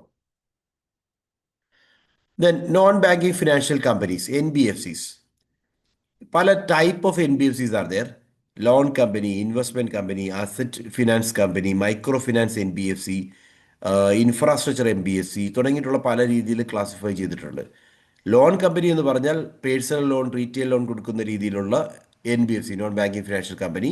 ബജാജ് ഫിൻസർവ് ഒക്കെ ഇതിന് എക്സാമ്പിളാണ്. Then investment company, investment in securities. ഇപ്പോൾ ക്യാപിറ്റൽ മാർക്കറ്റുമായി ബന്ധപ്പെട്ട ഇൻവെസ്റ്റ്മെന്റ് സപ്പോർട്ട് ചെയ്യുന്ന രീതിയിലുള്ള കമ്പനികൾ, അത് ICICI വെഞ്ചർ, ഇത്തരം എൻറ്റിറ്റീസ് ഒക്കെ ഇത്തരം ഇൻവെസ്റ്റ്മെന്റുമായി ബന്ധപ്പെട്ട ഇന്റർമീഡിയറ്റ് ആയിട്ടാണ് ആക്ട് ചെയ്യുന്നത്. അടുത്തത് asset finance company, leasing, hire purchase പോലുള്ള കാര്യങ്ങളാണ് ചെയ്യുന്നത്. ഇപ്പോൾ ശ്രീറാം ട്രാൻസ്പോർട്ട് ഫിനാൻസ്, കാർ മേടിക്കുന്നതുമായി ബന്ധപ്പെട്ട് കാറിന് വേണ്ട ഫിനാൻഷ്യൽ സപ്പോർട്ട് കൊടുക്കുന്നു. ഇതൊക്കെയാണ് അസറ്റ് ഫിനാൻസ് കമ്പനി ചെയ്യുന്നത്. ദെൻ micro finance NBFC, small loans to underserved ആയിട്ടുള്ള റീജിയൻസിന് വേണ്ട ഫിനാൻഷ്യൽ ലോൺ, മറ്റ് ബാങ്കുകൾ വഴിയൊന്നും കിട്ടാത്ത റീജിയൻസിന് വേണ്ട ഷോർട്ട് ഫിനാൻഷ്യൽ അസിസ്റ്റൻസ് ആണ് മൈക്രോ ഫിനാൻസ് NBFCs കൊടുക്കുന്നത്. ഉജ്ജീവൻ, അതേപോലെ ഇക്വിറ്റാസ്, ഇതൊക്കെ ഇത്തരം സ്മോൾ മൈക്രോ ഫിനാൻസ് NBFCക്ക് എക്സാമ്പിളാണ്. അടുത്തത് ഇൻഫ്രാസ്ട്രക്ചർ NBFC, ഇൻഫ്രാസ്ട്രക്ചർ ബേസ്ഡ് ആയിട്ടുള്ള പ്രൊജക്ട് ഫണ്ടിങ് ആണ് ഇവർ ചെയ്യുന്നത്. L&T ഇൻഫ്രാ ഫിനാൻസ് ഒക്കെ ഇതിന് എക്സാമ്പിളായിട്ട് പറയാം. ഇനി പിന്നെ ഓർക്കേണ്ടത് ഈ ഏരിയയിൽ ബാങ്കിങ് സെക്ടർ റിഫോംസുമായി ബന്ധപ്പെട്ട് ബേസൽ നോംസ് ആണ്. 3 ബേസൽ നോംസ് ആണുള്ളത്: Basel 1, Basel 2 and Basel 3. Basel 1ൽ കൂടുതൽ ഫോക്കസ് ചെയ്തിരുന്നത് ക്രെഡിറ്റ് റിസ്ക്, ക്യാപിറ്റൽ ആഡിക്വസി തുടങ്ങിയ ഏരിയയാണ്. 8% ക്യാപിറ്റൽ ആഡിക്വസി റേഷ്യോ മെയിൻറ്റെയിൻ ചെയ്യണം എന്ന് ബേസൽ 1 പറഞ്ഞു. ഓക്കെ, ബേസൽ 2ലേക്ക് വന്നപ്പോൾ credit, market and operational risk കൂടുതൽ ഇമ്പോർട്ടൻസ് കൊടുത്ത ഏരിയ എന്ന് പറയുന്നത് credit risk, market risk, operation risk തുടങ്ങിയിട്ടുള്ള ഏരിയ ആണ്. അതായത് ഇവിടെ റിസ്കിനാണ് കൂടുതൽ. അതായത് ഇത്തരം മുമ്പ് ബേസൽ 1ൽ ക്രെഡിറ്റ് റിസ്ക് മാത്രം പറഞ്ഞപ്പോൾ മാർക്കറ്റ് റിസ്ക്കും ഓപ്പറേഷൻ റിസ്ക്കും ഒക്കെ എലമെന്റ് ആയിട്ട് വരുന്നത് ബേസൽ 2ലാണ്. റിസ്ക് ബേസ്ഡ് സൂപ്പർവിഷൻ ആണ് എയിം ചെയ്തത്. അടുത്തത് ബേസൽ 3 ആണ്. ബേസൽ 3ലേക്ക് വരുമ്പോൾ financial stability, capital buffers, minimum capital requirement ഒക്കെ സെറ്റ് ചെയ്യുന്നു, ഫിനാൻഷ്യൽ സ്റ്റെബിലിറ്റി എയിം ചെയ്യുന്നു. സോ ഇതിൽ ടയർ 1, ടയർ 2 ക്യാപിറ്റൽ എന്നുള്ള രീതിയിൽ ഡിവൈഡ് ചെയ്യുന്നു. ലിവറേജ് റേഷ്യൂസിന് കൂടുതൽ പ്രാധാന്യം കൊടുക്കുന്നു. ഓക്കെ, ബേസൽ 3ൽ ഇപ്പോൾ ഓർക്കേണ്ടത് എന്താണ്? ക്യാപിറ്റൽ ആഡിക്വസിയിൽ കൂടുതൽ സ്ട്രിക്റ്റർ ആയിട്ടുള്ള നോംസ് ഇൻട്രൊഡ്യൂസ് ചെയ്യുന്നത് ബേസൽ 3ലാണ്. ഓക്കെ, അതേപോലെ ക്യാപിറ്റലിനെ പല രീതിയിൽ ക്ലാസിഫൈ ചെയ്തിട്ടുണ്ട്. ടയർ 1 ക്യാപിറ്റൽ, ടയർ 2 ക്യാപിറ്റൽ എന്നുള്ള രീതിയിൽ ക്ലാസിഫൈ ചെയ്തിട്ടുണ്ട്. ലിവറേജ് റേഷ്യോന് കൂടുതൽ ഇമ്പോർട്ടൻസ് കൊടുക്കുന്നതും ബേസൽ 3 പ്രകാരമാണ്. Then recent trends in Indian ബാങ്കിങ്ങിലേക്ക് വരുമ്പോൾ എന്തൊക്കെ മാറ്റങ്ങൾ ഉണ്ടായിട്ടുണ്ട്? ഡിജിറ്റൽ ബാങ്കിങ് കൂടുതൽ എവിഡന്റ് ആണ്. Then fintech, UPI, PhonePe പോലുള്ള, GPay പോലുള്ള ഫിൻടെക്കുകൾ നമ്മൾ ഒരുപാട് ഇപ്പോൾ യൂസ് ചെയ്യുന്നതായിട്ട് കാണാം. Then bank consolidation, mergers happen ചെയ്യുന്നുണ്ട്. ഒരുപാട് പബ്ലിക് സെക്ടർ ബാങ്ക്സ് ഇപ്പോൾ മെർജ് ചെയ്ത് എഫിഷ്യൻസി കൂട്ടാൻ വേണ്ടി ശ്രമിക്കുന്നുണ്ട്. Like Punjab national bank, okay, OBC, അതേപോലെ യുണൈറ്റഡ് ബാങ്ക്, ഇവയെല്ലാം മെർജ് ചെയ്തത് ഒരു എക്സാമ്പിൾ ആണ്. Then green banking, eco friendly banking ആണ് കൺസെപ്റ്റ് കൊണ്ട് ഉദ്ദേശിക്കുന്നത്. പേപ്പർലെസ് ട്രാൻസാക്ഷൻസ് പ്രൊമോട്ട് ചെയ്യുന്നു, ഡിജിറ്റൽ ട്രാൻസാക്ഷൻസ് പ്രൊമോട്ട് ചെയ്യുക എന്നുള്ളതാണ് ഗ്രീൻ ബാങ്കിങ്ങിൽ വരുന്നത്. Cyber security framework, banking infrastructure protect ചെയ്യാൻ വേണ്ടിയുള്ള പല ഇനീഷ്യേറ്റീവ്സും ഉണ്ട് സൈബർ സെക്യൂരിറ്റിയുമായി ബന്ധപ്പെട്ട്. IT ഫ്രെയിംവർക്ക്, RBIയുടെ IT ഫ്രെയിംവർക്ക് ഒക്കെ ഇതിന് എക്സാമ്പിളാണ്. NBFCയുമായി ബന്ധപ്പെട്ട് RBI പ്രൊവൈഡ് ചെയ്യുന്ന ഒരു IT ഫ്രെയിംവർക്ക് ഉണ്ട്. ഇതൊക്കെ ഇതിന് എക്സാമ്പിളായിട്ട് പറയാം. അതായത് സൈബർ സെക്യൂരിറ്റി എൻഷുർ ചെയ്യുക എന്നുള്ളതാണ് പർപ്പസ്. അപ്പോൾ എന്തൊക്കെയാണ് ഇമ്പോർട്ടൻ്റ് ആയിട്ടുള്ളത്? നമ്മൾ ബാങ്കിങ്ങുമായി ബന്ധപ്പെട്ട കാര്യങ്ങൾ പറഞ്ഞു. Now let's move on. അടുത്ത ടോപ്പിക് ഏരിയ വരുന്നത് unit 8 marketing management. Questions. Assertion പറയുന്നത് market segmentation helps in better targeting of customers. All consumers have identical preference and behaviour. So reason definitely തെറ്റാണ്. റീസൺ ഡിഫറൻസസിനെ കൺസിഡർ ചെയ്യുന്നില്ല, എല്ലാവർക്കും ഒരുപോലാണെന്ന് പറഞ്ഞിരിക്കുന്നത്. Market segmentation എന്താ? ഒരു മാർക്കറ്റ് ചെറിയ ചെറിയ പാർട്ടുകളായിട്ട് ഡിവൈഡ് ചെയ്യുകയാണ്. നമ്മൾ എവിടെയാണോ ടാർഗറ്റ് ചെയ്യുന്നത്, ഇപ്പോൾ നമുക്ക് വേണ്ട ഒരു ഏജ് ഗ്രൂപ്പ് ഉണ്ടെങ്കിൽ ആ ഒരു ഏജ് ഗ്രൂപ്പ് എന്ന് പറയുന്ന ഒരു സെഗ്മെന്റ് ആണ്. അപ്പോൾ അതിനെ നമുക്ക് ടാർഗറ്റ് ചെയ്യാൻ സാധിക്കും. സോ അസഷൻ ശരിയാണ്, റീസൺ തെറ്റാണ്. Segmentation is required because consumers have different preferences. Consumers ഓരോ ലെവലിലും ഡിഫറെൻറ്റാണ്. നമുക്ക് വേണ്ട ഒരു ഏജ്, നമ്മളുടെ പ്രൊഡക്റ്റുകൾ എത്തിക്കാൻ നമ്മൾ ആഗ്രഹിക്കുന്ന ഒരു ഏജ് ഗ്രൂപ്പ് എപ്പോഴും ഉണ്ടാവും, അല്ലെങ്കിൽ നമ്മൾ ആഗ്രഹിക്കുന്ന ഒരു ടൈപ്പ് ഓഫ് കൺസ്യൂമേഴ്സ് ഉണ്ടാവും. അപ്പോൾ അവരെയാണ് ഒരു സെഗ്മെന്റ് ആയിട്ട് നമ്മൾ ക്ലാസിഫൈ ചെയ്യുന്നത്. സോ സെഗ്മെന്റ് ചെയ്യുന്നത് വഴി നമുക്ക് കൂടുതൽ ബെറ്റർ ആയിട്ട് ടാർഗറ്റ് ചെയ്യാൻ സാധിക്കും. അടുത്തൊരു ക്വസ്റ്റ്യൻ. അസഷൻ പറയുന്ന a product in the maturity stage of a product life cycle requires intensive promotion. Reason at maturity sales increases rapidly without any marketing effort. Maturity stage ഗ്രോത്തിലാണെങ്കിൽ സെയിൽസ് ഇൻക്രീസ് ചെയ്യുന്ന പറയാൻ ശരിയാണ്, പക്ഷേ maturity stage എത്തുമ്പോൾ sales കുറയുകയാണ് ചെയ്യുന്നത്. അതുകൊണ്ടാണ് കൂടുതൽ പ്രൊമോഷൻ നമുക്ക് ആവശ്യമായിട്ട് വരുന്നത്. സോ അസഷൻ ശരിയാണ്, പക്ഷേ റീസൺ തെറ്റാണെന്നുള്ളതാണ് റൈറ്റ് ആൻസർ. അടുത്തൊരു ക്വസ്റ്റ്യൻ. അസഷൻ പറയുന്നത് pricing decisions are crucial for competitive positioning. Pricing directly influences profitability and market share. So pricing decisions competitive പൊസിഷനിൽ ഏറ്റവും ബെസ്റ്റ് ആണ്. ബിക്കോസ് കോമ്പറ്റീറ്റീവ്സുമായി ബന്ധപ്പെട്ട് നമുക്ക് പിടിച്ചു നിൽക്കാൻ സാധിക്കണമെങ്കിൽ ബെറ്റർ ആയിട്ടുള്ള പ്രൈസിംഗ് ഡിസിഷൻസ് ഉണ്ടാവണം. അതോടൊപ്പം എങ്ങനെയാണോ പ്രൈസിംഗ് ഡിസൈഡ് ചെയ്തിരിക്കുന്നത്, ഇത് നമ്മുടെ പ്രോഫിറ്റബിലിറ്റിയും മാർക്കറ്റ് ഷെയറും ഡിറ്റർമിൻ ചെയ്യുന്നതിന് ഒരു മേജർ റോള് പ്ലേ ചെയ്യും. രണ്ടും ശരിയാണ്. അടുത്ത ക്വസ്റ്റ്യൻ വരുന്നത് sales promotion offers only long time impact on brand equity. Sales promotions are designed to trigger immediate purchase. So first thing, ഇതൊരു സെയിൽസ് പ്രൊമോഷൻ എന്ന് പറയുന്ന ഒരു ലോങ് ടൈം ആക്ടിവിറ്റി അല്ല, ഇതൊരു ഷോർട്ട് ടൈം ആക്ടിവിറ്റിയാണ്. Okay, long time advertisement efforts may be there, പക്ഷേ sales promotion initiative എന്ന് പറയുന്നത് ഇപ്പോഴത്തെ സെയിൽസ് ഇംപ്രൂവ് ചെയ്യുക എന്നുള്ളതാണ് purpose. So short time effect ആണ് നമ്മൾ എക്സ്പെക്ട് ചെയ്യേണ്ടത്. ഷോർട്ട് ടൈം കഴിയുമ്പോൾ ആ ഒരു എഫക്റ്റ് ഉണ്ടാവില്ല. അപ്പോൾ sales promotion offers only long time impact on brand equity എന്ന് പറയുന്നത് that is not right. Sales promotion are design to trigger immediate purchase, that is right. അടുത്തത് online marketing helps in real time consumer engagement. It provides direct two way interaction through digital platforms. So online marketing helps in real time consumer engagement. ശരിയല്ലേ? ശരിയാണ്. എന്തുകൊണ്ടാണ്? There will be a digital platform. ആ digital പ്ലാറ്റ്ഫോമിലൂടെ കസ്റ്റമർക്ക് direct two way interaction possible ആയിരിക്കും. So online marketing real time engagement promote ചെയ്യുന്നു എന്ന് പറയുന്നത് ശരിയാണ്. Which of the following is not a component of marketing mix? 4P element അല്ലാത്തതാണ് വെച്ചിരിക്കുന്നത്. ഏതാണ്? പ്രൊഡക്ഷൻ എന്ന് പറയുന്നത് 4Pയുമായി ബന്ധപ്പെട്ട ഒരു എലമെന്റ് അല്ല. ഓക്കെ, സോ ബാക്കിയുള്ളതെല്ലാം നമുക്ക് 4Pയുടെ ഭാഗമാണെന്ന് പറയാം. Which of the following is not a method of pricing? Pricing method അല്ലാത്തതാണ് വെച്ചിരിക്കുന്നത്. Penetration pricing, skimming pricing, psychological pricing, participative pricing. Participative pricing is not a pricing method. ബാക്കി മൂന്നും നമ്മൾ യൂസ് ചെയ്യുന്ന പ്രൈസിംഗ് മെത്തേഡ്സ് ആണ്. അടുത്തൊരു ക്വസ്റ്റ്യൻ വരുന്നത് in the product life cycle the growth stage is characterised by growth സ്റ്റേജിൽ product life സൈക്കിളിലേക്ക് ഒരു 4 സ്റ്റേജുകളാണുള്ളത്.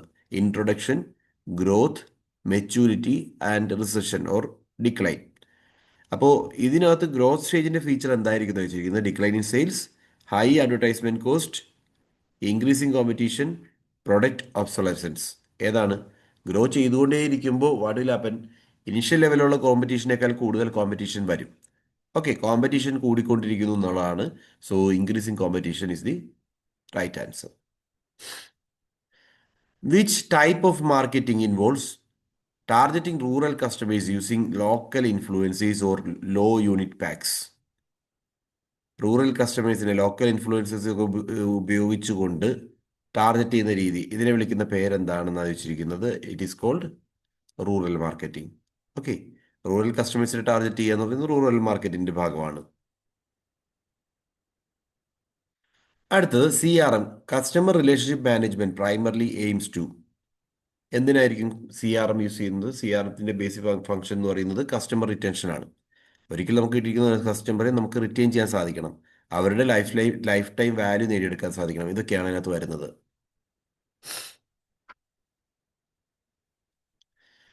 Main marketing concepts.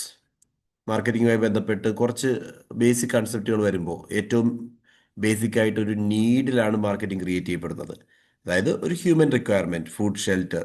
ആ നീഡിനെ വാണ്ടായി മാറ്റിയാൽ, നീഡെന്ന് പറഞ്ഞാൽ ആവശ്യങ്ങളാണ്, അതെപ്പോഴാണ് വാണ്ടായി മാറുന്നത്? Shaped by culture and personality. Like നമുക്കത് വേണം എന്ന് തോന്നുന്ന പോയിന്റിൽ മാത്രമേ നീഡ് വാണ്ടായിട്ട് മാറുന്നുള്ളൂ. ആ പോയിന്റിലാണ് കൺസംഷൻ ഹാപ്പൻ ചെയ്യുന്നത്, ഡിമാൻഡ് ഹാപ്പൻ ചെയ്യുന്നത്. ഈ വാണ്ടിനെ when it is marked by purchasing power, വാണ്ടിൻ്റെ ഒപ്പം എന്ത് വേണം? അവരുടെ കയ്യിൽ അത് വാങ്ങാനുള്ള പൈസയും കൂടി വേണം. പർച്ചേസിങ് പവറും കൂടി വരുമ്പോൾ ഡിമാൻഡായി. ഡിസൈഡ് ടു ബൈ ഐഫോൺ, അവിടെ നമുക്ക് വാങ്ങാനുള്ള എന്താ പറയുക, പൈസയും കൂടി വേണം. ഇത് ചേരുമ്പോഴാണ് ഡിമാൻഡായി മാറുന്നത്. Then value is the perceived benefit versus cost. കോസ്റ്റിനെയും ബെനിഫിറ്റിനെയും തമ്മിൽ കമ്പയർ ചെയ്യുമ്പോൾ നമ്മൾ in case benefit is more than cost എന്ന് മനസ്സിലാക്കുകയാണെങ്കിൽ there is value. Budget friendly or premium brand, ഏത് ചൂസ് ചെയ്യണം എന്നുള്ളത് ഒരു ഇൻഡിവിജ്വലിൻ്റെ ബ്രാൻഡ് വാല്യൂവുമായി ബന്ധപ്പെട്ട കാര്യമാണ്. ആ ഇൻഡിവിജ്വലിന് എന്ത് തോന്നണം? മുടക്കുന്ന കോസ്റ്റിനേക്കാൾ ബെനിഫിറ്റ് ഉണ്ടെന്ന് തോന്നുന്ന പോയിന്റിലാണ് അദ്ദേഹം പർച്ചേസ് ഡിസിഷനിലേക്ക് പോകുന്നത്. സാറ്റിസ്ഫാക്ഷൻ പോസ്റ്റ് പർച്ചേസ് ഫീലിംഗ് ആണ്. നമ്മൾ എക്സ്പെക്ട് ചെയ്തതിനേക്കാൾ കൂടുതൽ കിട്ടുവാണെങ്കിൽ satisfied. Exchange basis of marketing, that means give to get എന്നുള്ള കൺസെപ്റ്റാണ്. പൈസ കൊടുക്കുന്നു, സാധനം വാങ്ങുന്നു. ഈ ഒരു കൺസെപ്റ്റാണ് base of marketing exchange. Then transaction, actual trade of value. Buying a product from Amazon, ഇതൊരു ട്രാൻസാക്ഷൻ ആണ്. ദാറ്റ് മീൻസ് മാർക്കറ്റിംഗിൽ ഒരു ട്രാൻസാക്ഷൻ എന്ന് പറഞ്ഞു കഴിഞ്ഞാൽ ട്രേഡ് ആണ്. That is called transaction. Next, marketing philosophies and orientations. പല കൺസെപ്റ്റുകളെ പറ്റിയാണ് ഓറിയന്റേഷൻ എന്ന് പറയുന്നത്. ഒന്ന് പ്രൊഡക്ഷൻ കൺസെപ്റ്റ്. പ്രൊഡക്ഷൻ കൺസെപ്റ്റ് എന്ന് പറയുമ്പോൾ ഇവിടെ നമ്മൾ മാക്സിമം പ്രൊഡ്യൂസ് ചെയ്യുമ്പോൾ ആൾക്കാരത് കണ്ടിട്ട് വാങ്ങും എന്നുള്ളതാണ് പ്രൊഡക്ഷൻ കൺസെപ്റ്റ് പറയുന്നത്. Availability and affordability. Product available ആണ് ആൻഡ് അഫോർഡബിൾ ആണെങ്കിൽ ആളുകൾ അത് പർച്ചേസ് ചെയ്യാൻ തയ്യാറാകും എന്നുള്ളതാണ് production concept. So mass production നമ്മൾ ഇവിടെ സപ്പോർട്ട് ചെയ്യുന്നു. അതോടൊപ്പം economies of scale, large scale production വഴി നേടിയെടുക്കുന്ന അഡ്വാൻറ്റേജ് ആണ് ഇക്കോണമീസ് ഓഫ് സ്കെയിൽ എന്ന് പറയുന്നത്. ദെൻ രണ്ടാമത്തെ കൺസെപ്റ്റ് പ്രൊഡക്റ്റ് കൺസെപ്റ്റ് ആണ്. ക്വാളിറ്റി, ഫീച്ചേഴ്സ്, ഇവയിലേക്ക് കൂടുതൽ ഇമ്പോർട്ടൻസ് കൊടുക്കുന്നതാണ് പ്രൊഡക്റ്റ് കൺസെപ്റ്റ്. അപ്പോൾ ക്വാളിറ്റിക്കും ഫീച്ചേഴ്സിനും കൂടുതൽ ഇമ്പോർട്ടൻസ് കൊടുക്കുന്നു. കണ്ടിന്യൂസ് ഇംപ്രൂവ്മെൻറ്റ്, ഇന്നൊവേഷൻ, ഇതിലൊക്കെയാണ് കൂടുതലായിട്ടും പ്രൊഡക്റ്റ് കൺസെപ്റ്റ് വരുന്നത്. ലൈക്ക് നമ്മൾ ക്വാളിറ്റി പ്രൊഡക്റ്റുകൾ ക്രിയേറ്റ് ചെയ്യുന്നതാണ് മാർക്കറ്റിങ്ങിലേക്ക് നയിക്കുന്നത് എന്നുള്ള ഐഡിയ നമുക്ക് അവിടെ വയ്ക്കാം. IPhone example. Selling concept, aggressive sales, promotions ഒക്കെ കൊടുത്തുകൊണ്ട് പ്രൊഡക്റ്റിനെ കൂടുതലായിട്ട് കസ്റ്റമറിലേക്ക് എത്തിക്കുന്ന രീതി. ഇൻഷുറൻസ്, വാക്വം ക്ലീനർ, ഇവിടെയൊക്കെ നമുക്ക് എന്ത് കാണാം? ഒരുപാട് അഡ്വർടൈസ്മെൻറ്റ് കാണാം. ഈ അഡ്വർടൈസ്മെൻറ്റ്സ് ഉപയോഗിച്ചുകൊണ്ട് കസ്റ്റമേഴ്സിനെ എന്ത് തോന്നിക്കുന്നു? ഈ പ്രൊഡക്റ്റ് വേണമെന്ന് തോന്നിപ്പിക്കുന്നു. അതാണ് selling concept. Then marketing concept എന്ന് പറഞ്ഞാൽ കസ്റ്റമറുടെ നീഡ് എന്താണെന്ന് മനസ്സിലാക്കി ആ നീഡിനെ സാറ്റിസ്ഫൈ ചെയ്യുന്ന പ്രൊഡക്റ്റുകൾ ക്രിയേറ്റ് ചെയ്യുകയാണെങ്കിൽ അത് മാർക്കറ്റിംഗ് കൺസെപ്റ്റാണ്. ഓക്കെ, പല ഓറിയൻറ്റേഷൻസ് ആണ് എങ്ങനെ മാർക്കറ്റ് ചെയ്യുന്നു എന്നുള്ളതിൽ. സോ റിസർച്ച് നമ്മൾ കണ്ടക്ട് ചെയ്യുന്നു. റിസർച്ച് കണ്ടക്ട് ചെയ്തിട്ട് കസ്റ്റമറിൻ്റെ നീഡിനെ സാറ്റിസ്ഫൈ ചെയ്യുന്ന രീതിയിലുള്ള പ്രൊഡക്റ്റുകൾ നമ്മൾ ക്രിയേറ്റ് ചെയ്യുന്നു. ഇതാണ് marketing concept. Then societal concept, social വെൽഫെയറും കസ്റ്റമറും രണ്ടും കൺസിഡർ ചെയ്യുകയാണ്. അതായത് സസ്റ്റൈനബിൾ ആയിട്ടുള്ള മാർക്കറ്റിംഗ് സ്ട്രാറ്റജി, സസ്റ്റൈനബിൾ ആയിട്ടുള്ള പ്രൊഡക്റ്റ്, ഇതൊക്കെ വരുമ്പോൾ എന്താണ്, സൊസൈറ്റിയെ നമ്മൾ കൺസേൺഡ് ആണ്, അതോടൊപ്പം തന്നെ കസ്റ്റമറെ പറ്റിയും നമ്മൾ കൺസേൺഡ് ആണ്. ഇതാണ് സൊസൈറ്റൽ കൺസെപ്റ്റ് വരുന്നത്. പ്രൊഡക്ഷൻ കൺസെപ്റ്റ് ബേസിക്കലി നമ്മൾ എന്തോ പ്രൊഡ്യൂസ് ചെയ്യുന്നു അത് വാങ്ങാൻ കസ്റ്റമർ ഉണ്ടെന്നുള്ള ബിലീഫാണ്. അതുകൊണ്ട് മാക്സിമം അവൈലബിൾ ആക്കുക. ആളുകൾ അന്വേഷിച്ച് വരുമ്പോൾ ഇത് ഉണ്ടാവണം. അവൈലബിൾ ആക്കി കഴിഞ്ഞാൽ ആളുകൾ മേടിച്ചോളും എന്നുള്ളതാണ് പ്രൊഡക്ഷൻ കൺസെപ്റ്റ് വരുന്നത്. പ്രൊഡക്റ്റ് കൺസെപ്റ്റ് ക്വാളിറ്റിയുള്ള പ്രൊഡക്റ്റുകൾ, ഫീച്ചേഴ്സ് ഉള്ള പ്രൊഡക്റ്റുകൾ ഉണ്ടെങ്കിൽ ആളുകൾ ഇത് വാങ്ങാൻ തയ്യാറാകും എന്നുള്ളതാണ് പ്രൊഡക്റ്റ് കൺസെപ്റ്റ് വരുന്നത്. സെല്ലിംഗ് കൺസെപ്റ്റ് എന്ന് പറഞ്ഞാൽ മാക്സിമം അഡ്വർടൈസ്മെൻറ്റ്സ് ഒക്കെ ചെയ്യുന്നത് വഴി കസ്റ്റമേഴ്സിന് അത് പ്രൊഡക്റ്റ് വിസിബിൾ ആവുന്നു, അതുവഴി അവർ വാങ്ങുന്നു. മാർക്കറ്റിംഗ് കൺസെപ്റ്റ് കസ്റ്റമറുടെ എന്താണെന്ന് മനസ്സിലാക്കി, നീഡ്സ് എന്താണെന്ന് മനസ്സിലാക്കി അതിനെ സാറ്റിസ്ഫൈ ചെയ്യുന്ന പ്രൊഡക്റ്റുകൾ മാർക്കറ്റിൽ എത്തിക്കുകയാണെങ്കിൽ അത് മാർക്കറ്റിംഗ് കൺസെപ്റ്റിൻ്റെ ഭാഗമാണ്. സൊസൈറ്റൽ കൺസെപ്റ്റ് വരുമ്പോൾ സോഷ്യൽ വെൽഫെയർ കൂടി ഒരു ഇമ്പോർട്ടൻ്റ് എലമെൻ്റ് ആയിട്ട് മാറുകയാണ്. ഓക്കെ, മാർക്കറ്റിംഗ് മിക്സ് 4 P's ആണ്: പ്രോഡക്റ്റ്, പ്രൈസ്, പ്ലേസ്, പ്രൊമോഷൻ. ഇതെല്ലാം എന്താണ്? Product, goods and service of it; price, value for customer and profit for fame. That is the price. Place, distribution channel എങ്ങനെയാണ് കൺസ്യൂമറിൽ എത്തിക്കുന്നത്. And finally promotion, communicate value to customer. എങ്ങനെയാണ് ഇതിൻ്റെ importance കസ്റ്റമർക്ക് ഇതിൻ്റെ importance മനസ്സിലാക്കി കൊടുക്കുന്ന പ്രോസസ്സിനെയാണ് പ്രൊമോഷൻ എന്ന് പറയുന്നത്. Advertising, sales promotion, etcetera. Okay, ഇനി ഇത് 7 P's ആകുമ്പോൾ, എസ്പെഷ്യലി സർവീസ് മാർക്കറ്റിംഗിൽ 7 P's ആകുമ്പോൾ 3 എലമെന്റ് കൂടി ആഡ് ചെയ്യും: people, process and physical evidence.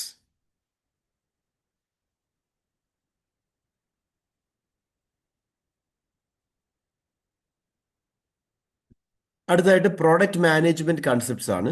Product management concept എന്ന് പറയുമ്പോൾ ചില കൺസെപ്റ്റ് ടേംസ് എന്താണെന്നുള്ളത് മനസ്സിലാക്കുക. Product line. പ്രോഡക്റ്റ് ലൈൻ എന്ന് പറഞ്ഞാൽ റിലേറ്റഡ് പ്രൊഡക്ട്സിൻ്റെ കാറ്റഗറി.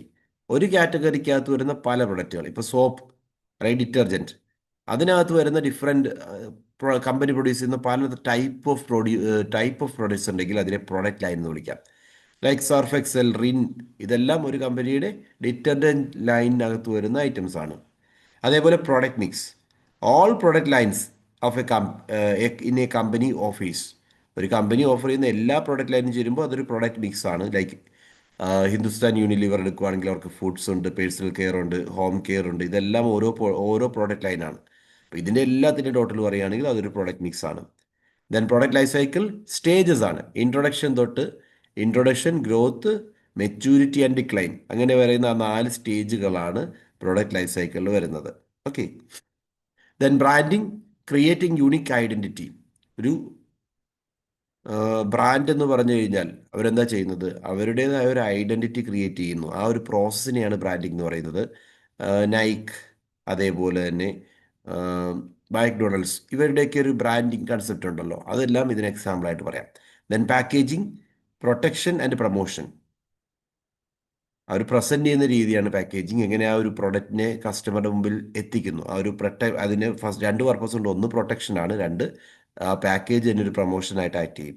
ലേബലിംഗ്, പ്രോഡക്റ്റിൻ്റെ ഇൻഫർമേഷൻസ് കൊടുക്കുന്നതിനെയാണ് ലേബലിംഗ് എന്ന് പറയുന്നത്, കവറിൽ.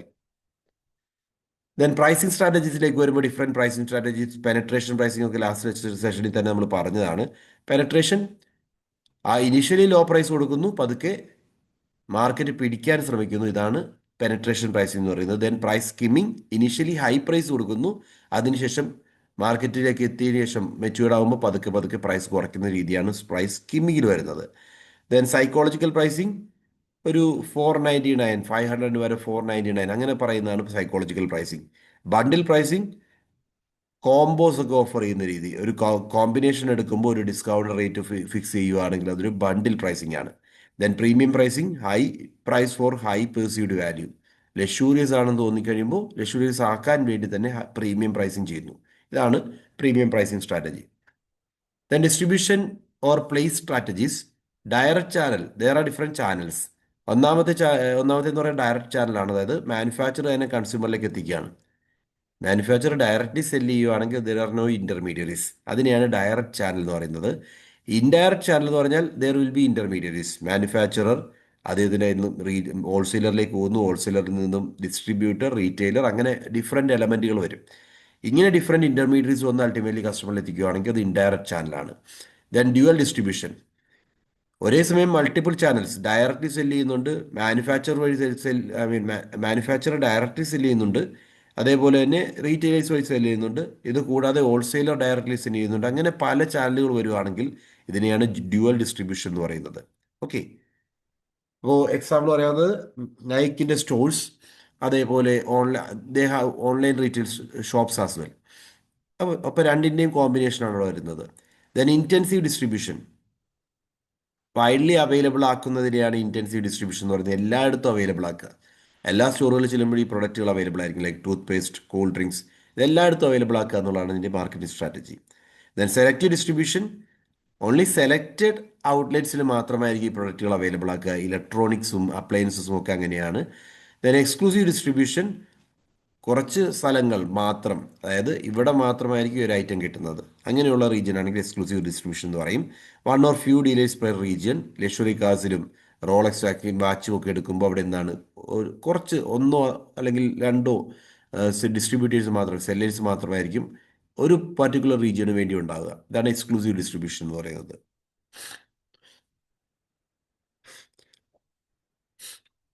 ദെൻ പ്രൊമോഷൻ മിക്സിൻ്റെ എലമെന്റ്സ്. പ്രൊമോഷൻ മിക്സിലേക്ക് വരുമ്പോൾ first advertisement, paid mass communication ആണ് advertisement. Then sales promotion, short term incentives നേടിയെടുക്കുക. അപ്പോൾ അതിനുവേണ്ടി നമ്മളുടെ പ്രൊഡക്റ്റ് മാക്സിമം ഇപ്പോൾ സെല് ചെയ്യാൻ വേണ്ടിയാണ് ഡിസ്കൗണ്ട് കൊടുക്കുക. അപ്പോൾ അങ്ങനെയുള്ള ആക്ടിവിറ്റീസ് എല്ലാം സെയിൽസ് പ്രൊമോഷൻ്റെ ഭാഗമാണ്. Personal selling, face to face persuasion ആണ്. കസ്റ്റമറിനോട് ഡയറക്റ്റ്ലി കാര്യങ്ങൾ പറഞ്ഞു കൊടുത്ത് സെല് ചെയ്യിപ്പിക്കുന്ന രീതി പേഴ്സണൽ സെല്ലിംഗ് എക്സാമ്പിളാണ്. Then public relation, unpaid positive പബ്ലിസിറ്റിയാണ് PR എന്ന് പറയുന്നത്. മറ്റ് കസ്റ്റമേഴ്സ് നമ്മളെ പറ്റി നല്ലത് പറയുന്നു, ബ്രാൻഡ് ഇമേജ്, ഇതൊക്കെ PR എക്സാമ്പിളാണ്. Then direct marketing, customised message to individual, ഓരോ SMS അയക്കുക, ഇമെയിൽ അയക്കുക, ഇതുവഴി ഓരോ ഇൻഡിവിജ്വലിനും അവർക്ക് നമ്മളുടെ പ്രോഡക്റ്റിനെ പറ്റി മനസ്സിലാക്കി കൊടുക്കുന്നത് ഡയറക്റ്റ് മാർക്കറ്റിംഗിന് എക്സാമ്പിളാണ്. Then digital marketing, online platforms ഉപയോഗിച്ചുകൊണ്ടുള്ള മാർക്കറ്റിംഗ് സ്ട്രാറ്റജീസ് ആണ്. Search engine optimisation, then social media, influencer marketing, all these are examples of digital marketing. Then market segmentation, targeting and positioning, 3 ടീമുകൾ ഏറ്റവും ഇമ്പോർട്ടൻ്റ് ആണ്. സെഗ്മെന്റേഷൻ എന്ന് പറഞ്ഞാൽ ഹോമോജീനിയസ് മാർക്കറ്റ്, ഒരു heterogeneous മാർക്കറ്റിനെ homogeneous ഗ്രൂപ്പുകളായിട്ട് ഡിവൈഡ് ചെയ്യുന്നതിനെയാണ് സെഗ്മെന്റേഷൻ എന്ന് പറയുന്നത്. സിമിലാരിറ്റി ബേസ് ചെയ്തുകൊണ്ട് സിമിലർ ആയിട്ടുള്ള കാറ്റഗറീസിനെ നമ്മൾ ഗ്രൂപ്പ് ചെയ്യുന്നു. ഇതിനെയാണ് സെഗ്മെന്റേഷൻ എന്ന് പറയുന്നത്. ഡെമോഗ്രഫിക്, ഏജ് ഗ്രൂപ്പ് ബേസ് ചെയ്തിട്ട് അല്ലെങ്കിൽ ജെൻഡർ ബേസ് ചെയ്തിട്ട് ക്ലാസിഫൈ ചെയ്യുകയാണെങ്കിൽ അത് ഡെമോഗ്രഫിക് ആണ്. ദെൻ ജിയോഗ്രഫിക്, റീജിയൻ ബേസ് ആയിട്ട് ക്ലാസിഫൈ ചെയ്യുന്നു.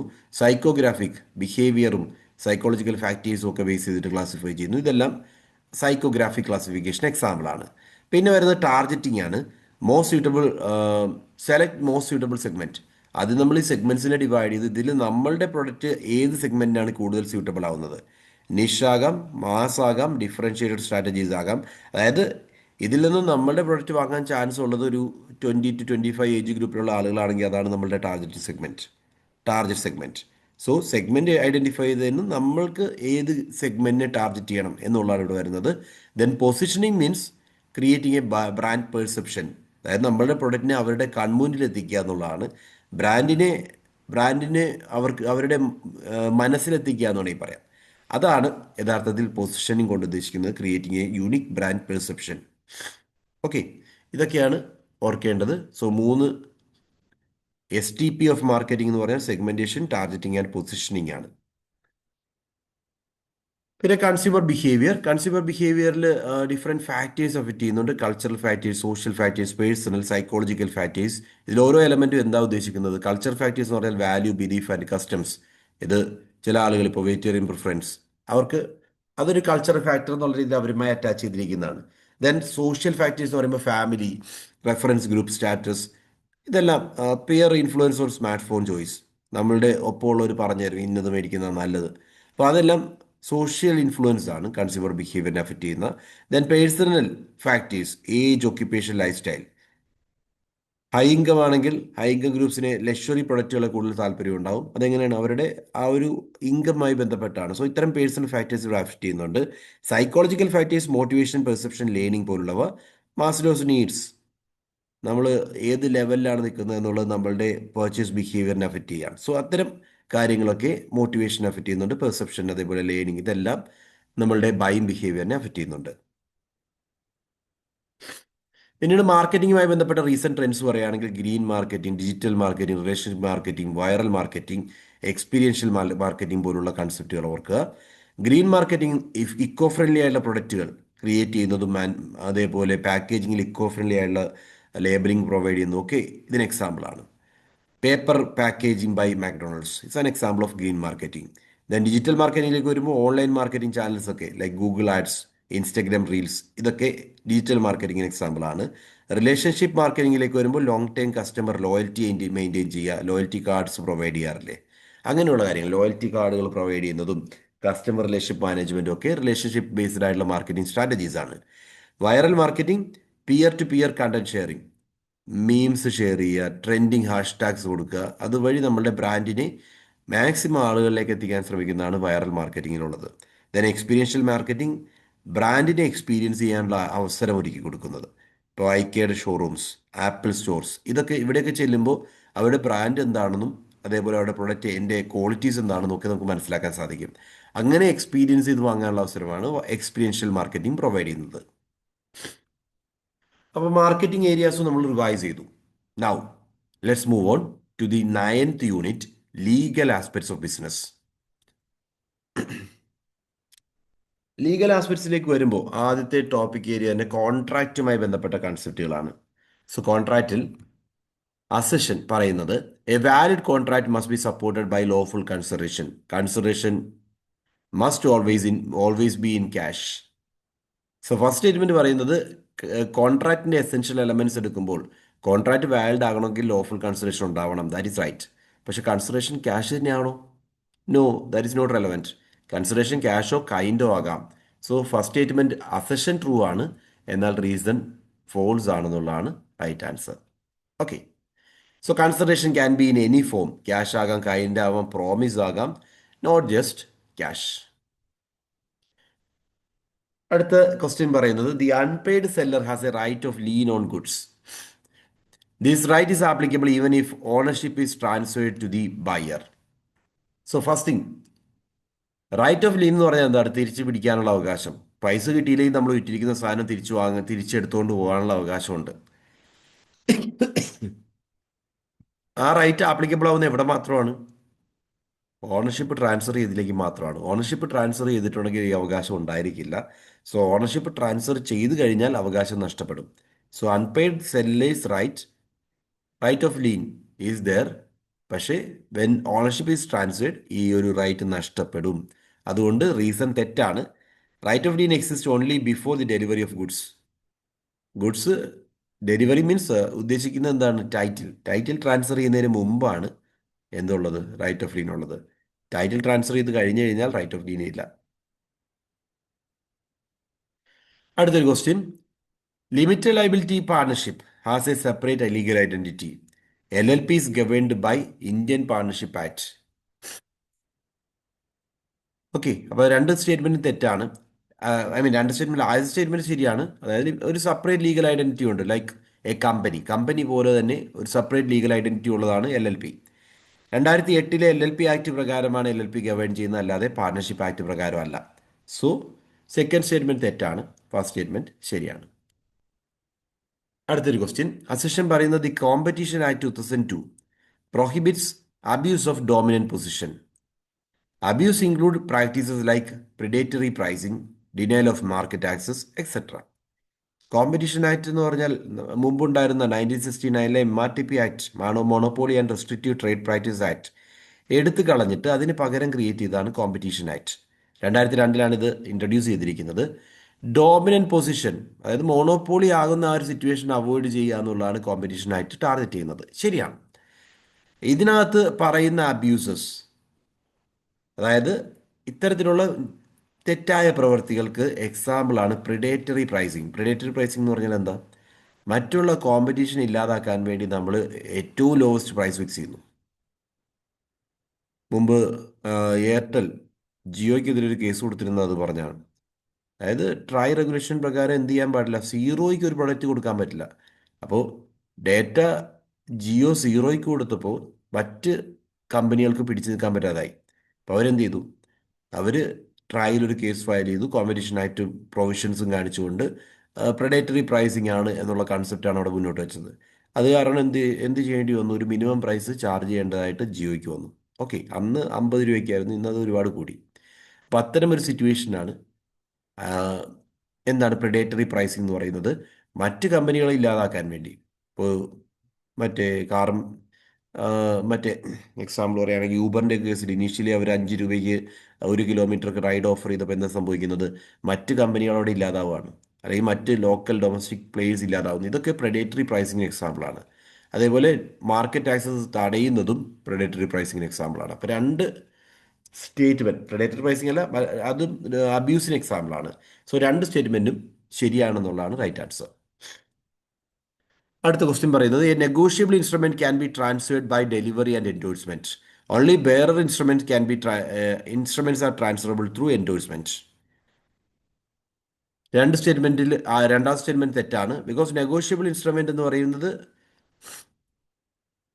Can be transferred by delivery and endorsement. Delivery എന്ന് പറയുന്നത് എന്താ, പൊസഷൻ മറ്റൊരാളിലേക്ക് കൊടുക്കുന്നതാണ് ഡെലിവറി. എൻഡോഴ്സ്മെന്റ് എന്ന് പറഞ്ഞാൽ സൈൻ ചെയ്ത് ട്രാൻസ്ഫർ ചെയ്യുന്നതാണ്. നമ്മൾ ട്രാൻസ്ഫർ ചെയ്യുന്നത് സൈൻ ചെയ്ത് കൊടുക്കുന്നതിനെയാണ്. നോർമലി ഈ ഇൻസ്ട്രുമെന്റ് പുറകിൽ സൈൻ ചെയ്താണ് ട്രാൻസ്ഫർ ചെയ്യുന്നത്. ഇതിനെയാണ് എൻഡോഴ്സ്മെന്റ് എന്ന് പറയുന്നത്. Okay, so bearer instruments are transferable through endorsement എന്ന് പറഞ്ഞാൽ ബെയറർ മാത്രമല്ല, order instruments are transferred by endorsement and delivery. Bear instruments are delivery transferred by delivery alone. അതായത് ബെയർ ഇൻസ്ട്രുമെന്റ് എന്ന് പറഞ്ഞാൽ എന്താണ്, ആരുടെ കൈവശമാണോ ഉള്ളത് അവർക്ക് പേയ്മെന്റ് നടത്തണം എന്നുള്ളതാണ് ബെയർ ഇൻസ്ട്രുമെന്റ്. എന്നാൽ ഓർഡർ ഇൻസ്ട്രുമെന്റ് എന്ന് പറഞ്ഞു കഴിഞ്ഞാൽ ആരുടെ പേരിലാണോ ഉള്ളത് അവർക്ക് പേയ്മെന്റ് കൊടുക്കുക എന്നുള്ളതാണ്. ഓർഡർ ഇൻസ്ട്രുമെന്റ്സ് ട്രാൻസ്ഫർ ചെയ്യുമ്പോഴാണ് ബാക്കിൽ നമ്മൾ സൈൻ ചെയ്ത് കൊടുക്കേണ്ടത്. ആ സൈനിൻ്റെ മീനിങ് എന്താ, ഇത് നമ്മൾ എൻഡോഴ്സ് ചെയ്തു, മറ്റൊരാളിലേക്ക് ട്രാൻസ്ഫർ ചെയ്തു എന്നുള്ളതാണ്. അപ്പോൾ ഓർഡർ ഇൻസ്ട്രുമെന്റ്സ് ആണെങ്കിൽ there will be endorsement and delivery. Bear instruments ആണെങ്കിൽ ഡെലിവറി തന്നെ ട്രാൻസ്ഫർ ചെയ്യുന്നതിന് തുല്യമാണ്. അപ്പോൾ അസെഷൻ ശരിയാണ്, റീസൺ തെറ്റാണെന്നുള്ളതാണ് right answer. Which of the following is not a requirement for a valid contract under the Indian contract act 1872? Free consent, lawful object, oral agreement only, capacity to contract. So free consent, lawful object, capacity to contract, ഇത് മൂന്ന് essential requirement ആണ്. Oral agreement, that is not something. Okay, contracts എന്താകാം, ഓറലോ റിട്ടേണോ ആകാം. Oral ആകണമെന്നൊരു കണ്ടീഷനേ ഇല്ല. അടുത്ത ക്വസ്റ്റ്യൻ വരുന്നത്, in case of quasi contract the obligation is. Quasi contract എന്ന് പറഞ്ഞാൽ എന്താണ്, it's not a real contract. Legally നമ്മൾക്ക് മുകളിൽ വന്നിരിക്കുന്ന ഒബ്ലിഗേഷൻ ആണ്. നിയമപരമായിട്ട് നമ്മളുടെ പേരിൽ ചാർജ് ചെയ്യപ്പെടുന്ന obligation, like finder of goods. നമുക്കൊരു ഗുഡ്സ് കളഞ്ഞു കിട്ടുവാണെങ്കിൽ അത് തിരിച്ചേൽപ്പിക്കുക എന്ന് പറയുന്നത് നമ്മളുടെ നിയമപരമായിട്ടുള്ള ഉത്തരവാദിത്വമാണ്. തിരിച്ചേൽപ്പിക്കുന്നില്ലെങ്കിൽ നമ്മൾ കള്ളനായിട്ട് മാറും. ഇതാണ് imposed by law to avoid unjust enrichment. അടുത്ത, which of the following rights is not available to an unpaid seller? Unpaid സെല്ലറിന് അവൈലബിൾ അല്ലാത്ത റൈറ്റ് ആണെന്ന് വെച്ചിരിക്കുന്നത് right of lien, right of resale, right of sue for price, right to alter the terms of contract. നിലവിലുള്ള contract ടേംസിൽ മാറ്റങ്ങൾ വരുത്താനുള്ള അവകാശം ഒരിക്കലും അൺപെയ്ഡ് സെല്ലർക്കില്ല. ബാക്കിയുള്ള എല്ലാ റൈറ്റ്സും ഉണ്ട്. റൈറ്റ് ഓഫ് ലീൻ ഉണ്ട്, റൈറ്റ് ഓഫ് റീസെയിൽ ഉണ്ട്, right to sue for price ഉണ്ട്. ഓൾട്ടറേഷൻ മാത്രം പോസിബിൾ അല്ല. Under the companies act 2013, which of the following companies cannot be formed? Private company, public company, government company, unlimited company without share capital. അങ്ങനെ ഒരു company ഒരിക്കലും form ചെയ്യാൻ പറ്റില്ല. ബാക്കിയുള്ള കമ്പനികളെല്ലാം ഫോം ചെയ്യാം. Which of the following laws govern cyber crimes and digital contracts? ഇന്ത്യയിൽ cyber ക്രൈംസും digital കോൺട്രാക്ട്സുമായി ബന്ധപ്പെട്ട പ്രൊവിഷൻസ് ഗവേൺ ചെയ്യുന്നത് ഇൻഫർമേഷൻ ടെക്നോളജി ആക്ട് 2000 പ്രകാരമാണ് എന്നോർത്തേക്ക്. അപ്പോൾ ഇന്ത്യൻ കോൺട്രാക്ട് ആക്റ്റുമായി ബന്ധപ്പെട്ട ബേസിക് പ്രൊവിഷൻസ് എടുക്കുകയാണെങ്കിൽ, ഒരു ജനറൽ പ്രിൻസിപ്പിളിലേക്ക് വരുമ്പോൾ ആദ്യം ഒരു ഓഫർ ആൻഡ് അക്സെപ്റ്റൻസ്. ഒരാൾ സെല് ചെയ്യാൻ എഗ്രി ചെയ്യുന്നു, മറ്റേ ആളത് വാങ്ങാൻ എഗ്രി ചെയ്യുന്നു. ഇതാണ് ഓഫർ. ഓഫർ കൊടുക്കുന്നു, സെക്കൻഡ് പാർട്ടി അത് അക്സെപ്റ്റ് ചെയ്ത് കഴിഞ്ഞാൽ അതൊരു എന്തായി മാറുന്നു, അതൊരു എഗ്രിമെൻ്റ് ആയി മാറുന്നു. ആ എഗ്രിമെൻറ്റിന് എന്തുകൂടി വേണം, എഗ്രിമെൻറ്റിൻ്റെ ഒപ്പം ഒരു ലോ വാട്ട് സേ കൺസിഡറേഷൻ വേണം, അതുപോലെ ലീഗൽ എൻഫോഴ്സിബിലിറ്റി വേണം. ലീഗൽ എൻഫോഴ്സിബിലിറ്റി കൂടി വരുമ്പോൾ മാത്രമാണത് കോൺട്രാക്റ്റ് ആയിട്ട് മാറുന്നത്. So one party proposes and another party accepts. So buyer offers ₹10,000, seller agrees. Buyer പറയുകയാണ് ഞാൻ ഈ കാറ് 10,000 രൂപയ്ക്ക് വാങ്ങാം. സെല്ലർ അത് എഗ്രി ചെയ്യുവാണെങ്കിൽ ഓഫറും അക്സെപ്റ്റൻസും ആയി.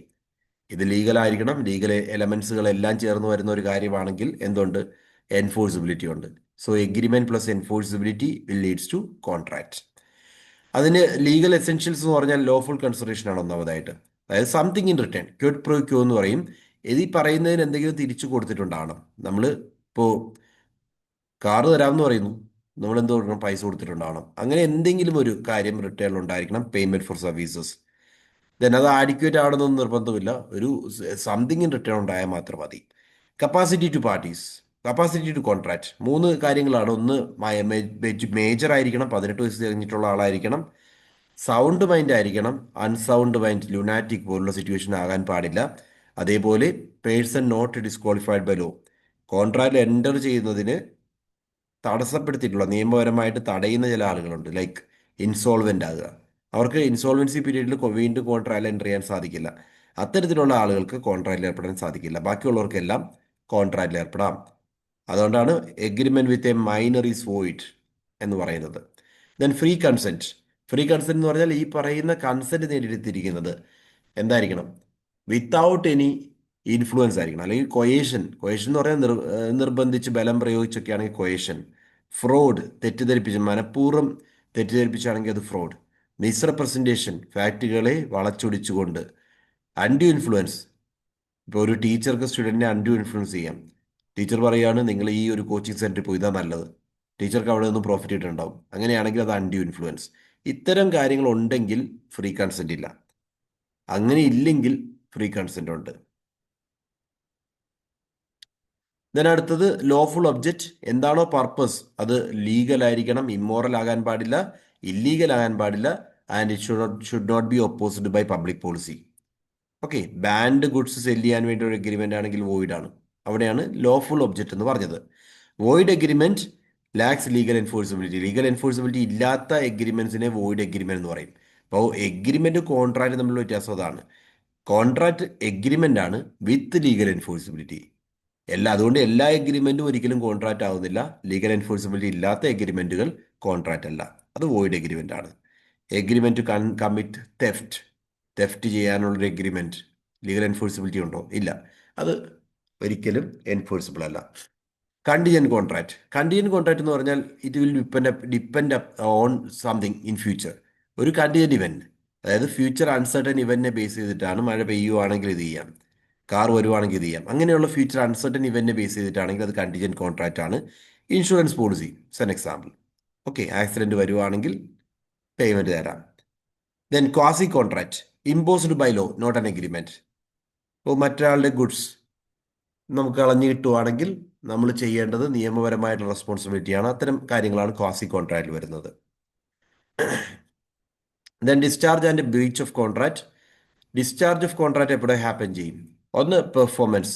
കോൺട്രാക്ച്വൽ ഒബ്ലിഗേഷൻസ് പെർഫോം ചെയ്ത് കഴിഞ്ഞാൽ ആ ഒരു പോയിന്റിൽ കോൺട്രാക്ട് ഡിസ്ചാർജ് ചെയ്യപ്പെടുന്നു. Fulfilment of obligation. ഇപ്പോൾ ഗുഡ്സ് ഡെലിവേർഡ് ആസ് എഗ്രീഡ്, എങ്ങനെയാണോ പറഞ്ഞിരുന്നത് അതനുസരിച്ച് ഗുഡ്സ് ഡെലിവറി ചെയ്ത് കഴിഞ്ഞാൽ അദ്ദേഹത്തിന്റെ ഒബ്ലിഗേഷൻ തീർന്നു. ദെൻ മ്യൂച്വൽ എഗ്രിമെന്റ്, രണ്ട് പാർട്ടിയും ഈ കോൺട്രാക്റ്റിൽ നിന്ന് പിന്മാറാൻ ശ്രമിക്കുന്നു അല്ലെങ്കിൽ മാറ്റങ്ങൾ വരുത്താൻ ശ്രമിക്കുന്നു, അവിടെ കോൺട്രാക്റ്റ് ഇല്ലാതാവുന്നു. ദെൻ ഇമ്പോസിബിലിറ്റി, കോൺട്രാക്റ്റിൽ വിൽക്കാൻ ഉദ്ദേശിച്ചത് ഒരു കാറാണ്, പക്ഷേ ഒരു ആക്സിഡന്റിൽ കാർ പൂർണ്ണമായിട്ട് നഷ്ടപ്പെട്ടു, നശിച്ചു പോയി, കത്തിപ്പോയി എന്ന് വിചാരിക്കുക. അങ്ങനെയാണെങ്കിൽ ഇമ്പോസിബിൾ ആണ്. ഇനി ആ കോൺട്രാക്റ്റ് എൻഫോഴ്സ് ചെയ്യാന്ന് പറയുന്നത് ഇമ്പോസിബിൾ ആണ്. Become impossible to perform. Lapse of time, ഒരു ടൈം ബൗണ്ട് ആയിട്ടുള്ള കോൺട്രാക്റ്റ് ആയിരുന്നു, ആ ടൈം കഴിഞ്ഞു പോയി കഴിഞ്ഞാൽ എക്സ്പയർഡ് ആയിട്ട് ട്രീറ്റ് ചെയ്യും, പിന്നീട് അത് എൻഫോഴ്സ് ചെയ്യാൻ സാധിക്കില്ല. ബ്രീച്ച് ഓഫ് കോൺട്രാക്ട്, അതായത് ഏതെങ്കിലും ഒരു പാർട്ടി കോൺട്രാക്ച്വൽ ഒബ്ലിഗേഷൻ പെർഫോം ചെയ്യുന്നതിൽ വീഴ്ച വരുത്തി കഴിഞ്ഞാലും അതിനെ ബ്രീച്ച് ഓഫ് കോൺട്രാക്ട് എന്ന് പറയും. സോ അതും കോൺട്രാക്റ്റ് ഡിസ്ചാർജ് ചെയ്യുന്നതിന് കാരണമാണ്.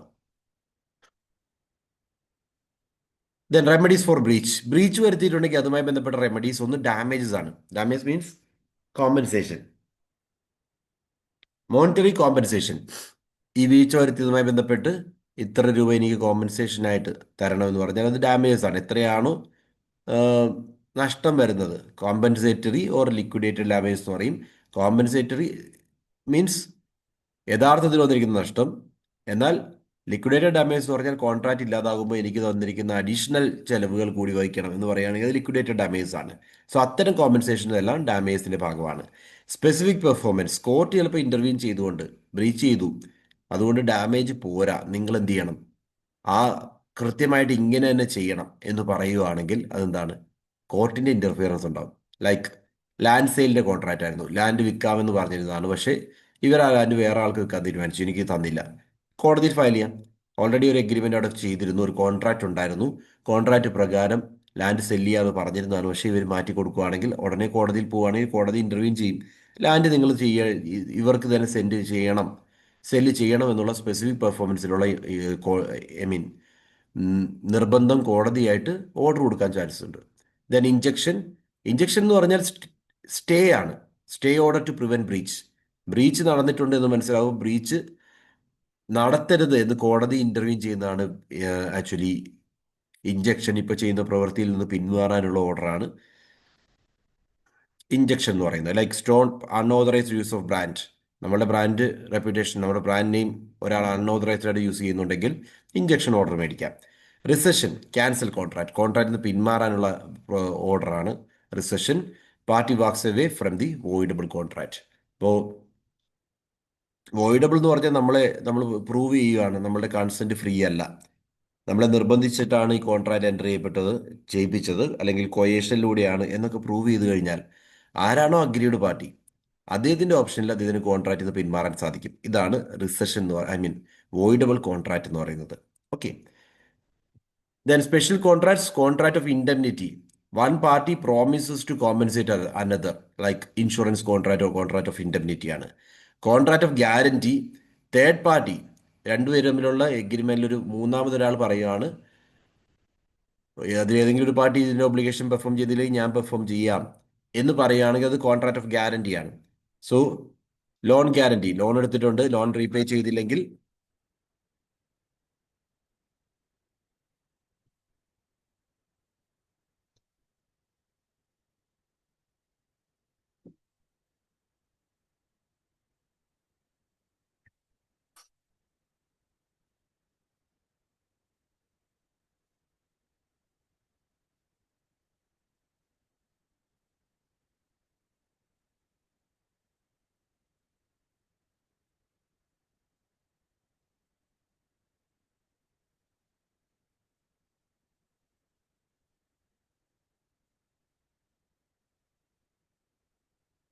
ഓക്കെ. നമ്മൾ പറഞ്ഞ കോൺട്രാക്ട് ഓഫ് ഗ്യാരണ്ടി ആണ്. ഇപ്പോൾ കോൺട്രാക്ട് ഓഫ് ഇൻഡെംനിറ്റി എന്താ? ഇൻഷുറൻസ് കോൺട്രാക്റ്റിലൊക്കെ നമുക്കൊരു ആക്സിഡന്റ് വരുവാണെങ്കിൽ ആ ആക്സിഡന്റ് സിറ്റുവേഷനിൽ എന്ത് ചെയ്യാം, അവർ കോമ്പൻസേറ്റ് ചെയ്തോളാം എന്നുള്ളതാണ് എഗ്രിമെന്റ്. അതേസമയം ഗ്യാരണ്ടിയിലേക്ക് വരുമ്പോഴോ നമ്മൾ ഓൾറെഡി ഒരു ലോൺ എടുത്തിട്ടുണ്ട്. ലോൺ റീപേയ്മെന്റ് നടത്തിയില്ലെങ്കിൽ, അദ്ദേഹം റീപേയ്മെന്റ് നടത്തിയില്ലെങ്കിൽ മറ്റൊരാൾ നമ്മളുടെ ഫ്രണ്ട് ഗ്യാരണ്ടി നിൽക്കുവാണ്, ഞാൻ റീപേയ്മെന്റ് നടത്തിയില്ലെങ്കിൽ എനിക്ക് വേണ്ടി അദ്ദേഹം പേ ചെയ്തു കൊള്ളാം എന്ന് എഗ്രി ചെയ്യുകയാണ്. So third party assures performance. Contractual obligation perform ചെയ്യുന്നത് മറ്റൊരു പാർട്ടി അഷ്വറൻസ് തരുന്നു. ഇതിനെയാണ് കോൺട്രാക്ട് ഓഫ് ഗ്യാരണ്ടി എന്ന് പറയുന്നത്. Then contract of bailment, goods delivered four safe keeping, return expected. ഇപ്പോൾ നമ്മളുടെ ഗുഡ്സ് മറ്റൊരാൾക്ക് ഡെലിവറി ചെയ്യുകയാണ്. ഇപ്പോൾ ഡ്രൈ ക്ലീനർ കൊടുക്കുന്നു, അല്ലെങ്കിൽ ലോക്കർ സർവീസസ് ലോക്കറിൽ കൊടുക്കുന്നു. അപ്പോഴൊക്കെ എന്താണ്, നമ്മൾ അതേപടി തന്നെ തിരിച്ച് കിട്ടുമെന്ന് പ്രതീക്ഷിക്കുന്നുണ്ട്. അങ്ങനെ കിട്ടുക എന്നുള്ളതാണ് കോൺട്രാക്ട് ഓഫ് ബെയിൽമെന്റ് വരുന്നത്. ദെൻ കോൺട്രാക്ട് ഓഫ് പ്ലെഡ്ജ് ആണെങ്കിൽ bailment as security for loan. ലോണിന് സെക്യൂരിറ്റി എന്നുള്ള രീതിയിലാണ് ഈ ഒരു ബെയിൽമെന്റ് നടത്തുന്നതെങ്കിൽ അതിനെ കോൺട്രാക്ട് ഓഫ് പ്ലെഡ്ജ് എന്ന് പറയും. ലൈക്ക് ബാങ്കിൽ നിന്ന് ലോൺ എടുക്കുന്നു, ഗോൾഡ് വെച്ചിട്ട് ലോൺ എടുക്കുന്നു, ഇത് പ്ലെഡ്ജ് ആണ്. Then contract of agency, agent പ്രിൻസിപ്പലിന് വേണ്ടി ആക്ട് ചെയ്യുകയാണ്. ഓക്കെ. സോ പ്രിൻസിപ്പൽ എന്ന പ്രിൻസിപ്പലിന്റെ നിലയിൽ കാര്യങ്ങൾ ചെയ്യാൻ, ഇപ്പോൾ ഇവർ ഏജന്റ് ചെയ്യുന്ന എല്ലാ ആക്ടിനും പ്രിൻസിപ്പൽ ബൗണ്ട് ആയിരിക്കും, പ്രിൻസിപ്പൽ റെസ്പോൺസിബിൾ ആയിരിക്കും. Real estate broker sales property on behalf of the owner. അവിടെ എന്താണ്, അവിടെയാണ് ഈ ഏജൻസി വരുന്നത്. Then sale of goods act 1930. Sale versus agreement to sell, രണ്ട് കൺസെപ്റ്റുകളാണ്. സെൽ എന്ന് പറഞ്ഞു കഴിഞ്ഞാൽ ഇമ്മീഡിയറ്റ് ട്രാൻസ്ഫർ, ഇപ്പോൾ പൈസ മേടിച്ചിട്ട് ഗുഡ്സ് ട്രാൻസ്ഫർ ചെയ്യുകയാണെങ്കിൽ സെയിലാണ്. എഗ്രിമെന്റ് സെൽ ഒരു കണ്ടീഷനിലാണ്, ഫ്യൂച്ചർ ബേസ്ഡ് ആയിട്ട് 3 മാസം കഴിയുമ്പോൾ ഇത്ര രൂപ തരുവാണെങ്കിൽ ഞാൻ നിങ്ങൾക്ക് ഈ ഗുഡ്സ് തരാം എന്നൊരു എഗ്രിമെന്റ് ആണെങ്കിൽ that is agreement sell. Sale delivery done. Agreement സെല്ലാണെങ്കിൽ പോസ്റ്റ് ഡേറ്റഡ് ആണ്, പിന്നീടാണ് അതിന്റെ ട്രാൻസാക്ഷൻ ഹാപ്പൻ ചെയ്യുന്നത്. കണ്ടീഷൻ കണ്ടീഷൻസ് എന്ന് പറഞ്ഞാൽ എസെൻഷ്യൽസ് ടു ദി കോൺട്രാക്റ്റ് ആണ്. ബ്രീച്ച് ഉണ്ടെങ്കിൽ, അത് കോൺട്രാക്റ്റിന്റെ മെയിൻ എലമെന്റിനെയാണ് കണ്ടീഷൻ എന്ന് പറയുന്നത്. അതില്ല എങ്കിൽ, അതിലെന്തെങ്കിലും ബ്രീച്ച് വന്നിട്ടുണ്ടെങ്കിൽ കോൺട്രാക്റ്റിൽ നിന്ന് പിന്മാറാനുള്ള അവകാശം നമുക്കുണ്ട്. നമ്മളിപ്പോൾ ഒരു കുതിരയെ വാങ്ങുന്ന സമയത്ത് പറഞ്ഞിരുന്നു എനിക്ക് വേണ്ടത് റേസിന് ഓടിക്കാൻ പറ്റുന്ന ഒരു കുതിരയാണ് എന്ന് പറഞ്ഞിട്ടൊരു കുതിരയെ വാങ്ങിച്ചിട്ടുണ്ടെങ്കിൽ ആ കുതിര എന്തായിരിക്കണം? ഓടുന്ന കുതിര ആയിരിക്കണം. ഓടാത്ത എണീക്കാൻ പോലും പറ്റാത്തൊരു കുതിരയെ തന്നു കഴിഞ്ഞാൽ നമുക്ക് എന്ത് ചെയ്യാം? കോൺട്രാക്റ്റിൽ നിന്ന് പിന്മാറാം. സോ ബ്രീച്ച് ചെയ്യാൻ സാധിക്കും. രണ്ട്, ഐ മീൻ റെപ്യൂഡിറ്റ് ചെയ്യാൻ സാധിക്കും. പിന്നെ വാറന്റീസ്. വാറന്റീസിനകത്ത് നമ്മൾ ഇതേ കുതിരയെ പറ്റി തന്നെ പറഞ്ഞിരുന്നു. കുതിരയെ തന്ന സമയത്ത് അദ്ദേഹം നമ്മളോട് പറഞ്ഞത് കുതിരയെ റേസിന് ഓടിക്കാം, 30 കിലോമീറ്റർ വേഗത്തിൽ ഓടുന്ന കുതിരയാണ്, ആൻഡ് ഹെൽത്തി ആണ് എന്ന് പറഞ്ഞിരുന്നു. ഓക്കെ, നമ്മൾ പറഞ്ഞിരുന്നത് റേസിന് ഓടിക്കാൻ വേണ്ടിയുള്ള കുതിര വേണമെന്നാണ്. ഈ കുതിര 30 കിലോമീറ്റർ വേഗത്തിൽ ഓടും, പക്ഷേ പക്ഷേ എന്തില്ല? ഹെൽത്ത് ഇല്ല, ഹെൽത്ത് ഇഷ്യൂസ് ഉണ്ട്. അങ്ങനെയാണെങ്കിൽ ഹെൽത്തി ആണെന്ന് പറഞ്ഞത് ഒരു കണ്ടീഷൻ അല്ല. നമ്മൾ കണ്ടീഷനായിട്ട് പറഞ്ഞത് എന്താ? എനിക്ക് റേസിന് ഓടിക്കാൻ പറ്റിയ ഒരു കുതിരയെ വേണമെന്നാണ്. അതാണ് കണ്ടീഷൻ, നമ്മുടെ ഡിമാൻഡ്, മെയിൻ പർപ്പസ്. അത് കണ്ടീഷനാണ്. എന്നാൽ അഡീഷണലി പറഞ്ഞ കാര്യമാണ് കുതിര ഹെൽത്തി ആണെന്നുള്ളത്. അതൊരു വാറന്റി മാത്രമാണ്. That means it is additional to the contract. Collateral എന്ന് പറയും. ബ്രീച്ച് ചെയ്തു, അത് ആ കുതിര ഹെൽത്തി അല്ല എന്നുള്ളത് ഒരിക്കലും കോൺട്രാക്റ്റിൽ നിന്ന് പിന്മാറാനുള്ള ഒരു ഗ്രൗണ്ട് അല്ല. അതിന് നമുക്ക് ഡാമേജസ് ക്ലെയിം ചെയ്യാൻ വേണ്ടി മാത്രമേ സാധിക്കൂ. ഓക്കെ, സോ കണ്ടീഷൻസ് ആണെങ്കിൽ ബ്രീച്ച് ഉണ്ടെങ്കിൽ റിപ്യൂഡിയേറ്റ് ചെയ്യാം. വാറണ്ടീസ് ആണെങ്കിൽ ബ്രീച്ച് ഉണ്ടെങ്കിൽ ഡാമേജസ് ക്ലെയിം ചെയ്യാൻ വേണ്ടി മാത്രമേ സാധിക്കൂ. Transfer of ownership. Risk passes with ownership. Ownership എന്ന് പറയുന്നത് ചേഞ്ച് ചെയ്യുന്നതിനനുസരിച്ച് ആരുടെ കയ്യിലേക്കാണോ ഓണർഷിപ്പ് എത്തിയിട്ടുള്ളത്, ഇപ്പോൾ ബയ്യറുടെ കയ്യിൽ ഓണർഷിപ്പ് കിട്ടിയിട്ടുണ്ടെങ്കിൽ പിന്നീട് സംഭവിക്കുന്ന എല്ലാ കാര്യത്തിനും ബയ്യർക്കായിരിക്കും റെസ്പോൺസിബിലിറ്റി. സോ ആഫ്റ്റർ ഡെലിവറി നടത്തി കഴിയുമ്പോൾ ഓണർഷിപ്പ് ട്രാൻസ്ഫർ ചെയ്ത് കഴിഞ്ഞു. സോ ഡെലിവറിക്ക് ശേഷം വരുന്ന എല്ലാ റിസ്ക്കും ബയ്യറുടെ റിസ്ക് ആണ്. ആ ഒരു പോയിന്റ് ആണ് ഡെലിവറി, ഐ മീൻ ഓണർഷിപ്പ് എങ്ങനെയാണോ ട്രാൻസ്ഫർ ചെയ്യുന്നത്, ഓണർഷിപ്പിന്റെ ഒപ്പം തന്നെ റിസ്ക് മൂവ് ചെയ്തുകൊണ്ടിരിക്കും. ദെൻ ക്യാവിയറ്റ് എന്ന് പറഞ്ഞാൽ എന്താ? Let the buyer beware. ബയറുടെ റെസ്പോൺസിബിലിറ്റിയാണ് പ്രൊഡക്റ്റ് ഇൻസ്പെക്ട് ചെയ്യുക, പ്രൊഡക്റ്റിനെ പറ്റി പഠിക്കുക എന്നുള്ളത്. അപ്പോൾ അതിൽ വരുന്ന മിസ്റ്റേക്കുകൾ ഒരിക്കലും സെല്ലറെ കുറ്റപ്പെടുത്താൻ പറ്റില്ല. ദെൻ അൺപെയ്ഡ് സെല്ലർ റൈറ്റ്സ്. ലീനിനുള്ള റൈറ്റ് ഉണ്ട്, സ്റ്റോപ്പേജ് ഇൻ ട്രാൻസിറ്റ്, റീസെയിലിനുള്ള റൈറ്റ് ഉണ്ട്. സോ അൺപെയ്ഡ് ആയിട്ടുള്ള ഗുഡ്സ് ആണെങ്കിൽ എന്ത് ചെയ്യാം? ആ അൺപെയ്ഡ് ആയിട്ടുള്ള ഗുഡ്സ് തിരിച്ച് വിളിക്കാനും തിരിച്ചെടുക്കാനും അതേപോലെ അതിന്മേൽ പൈസ കിട്ടുന്നവരെ കൈവശം പിടിച്ചു വെക്കാനും ഒക്കെയുള്ള അധികാരം സെല്ലർക്കുണ്ട്. പിന്നെ കമ്പനീസ് ആക്റ്റുമായി ബന്ധപ്പെട്ട ബേസിക് കൺസെപ്റ്റുകൾ നമ്മൾ ഓർക്കണം. ഒന്ന്, കമ്പനിയുടെ types: private company, public company, one person company ഉണ്ട്, LLP ഉണ്ട്, ലിമിറ്റഡ് ലയബിലിറ്റി പാർട്ണർഷിപ്പ് ഉണ്ട്. ഇത്തരം ക്ലാസിഫിക്കേഷൻ കമ്പനി ടൈപ്സ് വന്നിട്ടുണ്ട്. സോ ഓർക്കുക, പ്രൈവറ്റ് ലിമിറ്റഡ് കമ്പനി ആണെങ്കിൽ സ്മോൾ സൈസ് ആണ്. സെക്ഷൻ 8 സെക്ഷൻ 8 NGOസിനെ പറ്റി പറയുന്നു. കുറച്ച് എക്സാമ്പിൾസ് മാത്രമാണത്. എനിവേ കമ്പനിയുടെ ടൈപ്സ് ഓർക്കുക. Then incorporation process. ആദ്യം മിനിസ്ട്രി ഓഫ് ആദ്യം ഒരു മെമ്മോറാണ്ടം അസോസിയേഷനും അതേപോലെ തന്നെ ആർട്ടിക്കിൾസ് അസോസിയേഷനും DIN നമ്പറും പാൻ നമ്പറും ഒക്കെ ഫയൽ ചെയ്തിട്ടാണ് ഇൻകോർപ്പറേഷൻ സ്റ്റാർട്ട് ചെയ്യുന്നത്. ഇത് ഓരോന്നും എങ്ങനെയാണ്, ആ പ്രോസസ്സ് ഒന്ന് ഓർത്തേക്കണം. Then board of directors. Minimum 2 private limited കമ്പനീസിനും പബ്ലിക് ലിമിറ്റഡ് കമ്പനീസിനും മിനിമം 3 ബോർഡ് ഓഫ് ഡയറക്ടേഴ്സുമാണ് ആവശ്യമായിട്ടുള്ളത്. ഷെയർ ഹോൾഡേഴ്സിൻ്റെ റൈറ്റ്സ് എടുക്കുകയാണെങ്കിൽ വോട്ടിംഗ് റൈറ്റ്സ് ഉണ്ട്, ഡിവിഡൻഡ് റൈറ്റ്സ് ഉണ്ട്, അതേപോലെ തന്നെ ഇൻഫർമേഷൻ കിട്ടാനുള്ള അവകാശവും ഷെയർ ഹോൾഡേഴ്സിനുണ്ട്. CSIR പ്രൊവിഷൻസിനെ പറ്റി പറയുന്നത് CSR പ്രൊവിഷൻസിനെ പറ്റി പറയുന്നത് സെഷൻ 135 പ്രകാരമാണ്. അതായത് കഴിഞ്ഞ 3 വർഷത്തെ ആവറേജ് പ്രോഫിറ്റിന്റെ 2% CSRന് വേണ്ടി നീക്കി വെച്ചിട്ടുണ്ടാകണം, ത്രെഷ് ഹോൾഡ് മീറ്റ് ചെയ്യുകയാണെങ്കിൽ. സോഷ്യൽ റെസ്പോൺസിബിലിറ്റി എന്നുള്ള രീതിയിൽ കമ്പനിയുടെ കഴിഞ്ഞ 3 വർഷത്തെ ആവറേജ് നെറ്റ് പ്രോഫിറ്റ് എടുക്കുക, ആവറേജ് നെറ്റ് പ്രോഫിറ്റിന്റെ 2% മാറ്റി വെച്ചിട്ടുണ്ടാവണമെന്നാണ് പ്രൊവിഷൻ പറയുന്നത്. ഓക്കെ, ദെൻ പിന്നെ വരുന്നത് ലിമിറ്റഡ് ലയബിലിറ്റി പാർട്ണർഷിപ്പ് ആക്ട് ആണ്, LLP ആക്ട് 2008. ഇത് LLPs എന്ന് പറഞ്ഞാൽ they are separate legal entity. Company പോലെ തന്നെ ലയബിലിറ്റി ലിമിറ്റ് ചെയ്തിരിക്കുന്ന. പാർട്ണർഷിപ്പ് ആണെങ്കിൽ അൺലിമിറ്റഡ് ലയബിലിറ്റി ആണ്. എന്നാൽ ലിമിറ്റഡ് ലയബിലിറ്റി പാർട്ണർഷിപ്പ് ആണെങ്കിൽ എത്രയാണോ കോൺട്രിബ്യൂട്ട് ചെയ്തിരിക്കുന്നത് അത്ര മാത്രമേ ലയബിലിറ്റി ഉള്ളൂ. ഷെയർ ഹോൾഡേഴ്സ് കോൺട്രിബ്യൂട്ട് ചെയ്തിരിക്കുന്നത് എത്ര തുകയാണോ അതിനുള്ള ലയബിലിറ്റി മാത്രമേ ഷെയർ ഹോൾഡേഴ്സ് അല്ല ഓണേഴ്സിനുള്ളൂ, പാർട്ട്നേഴ്സിനുള്ളൂ. എന്നാൽ ഒരു പാർട്ണർഷിപ്പ് ആണെങ്കിൽ അവരുടെ പേഴ്സണൽ അസറ്റ് ലയബിൾ ആയിരിക്കും. LLPയിൽ പേഴ്സണൽ അസറ്റ് ലയബിൾ ആയിരിക്കില്ല.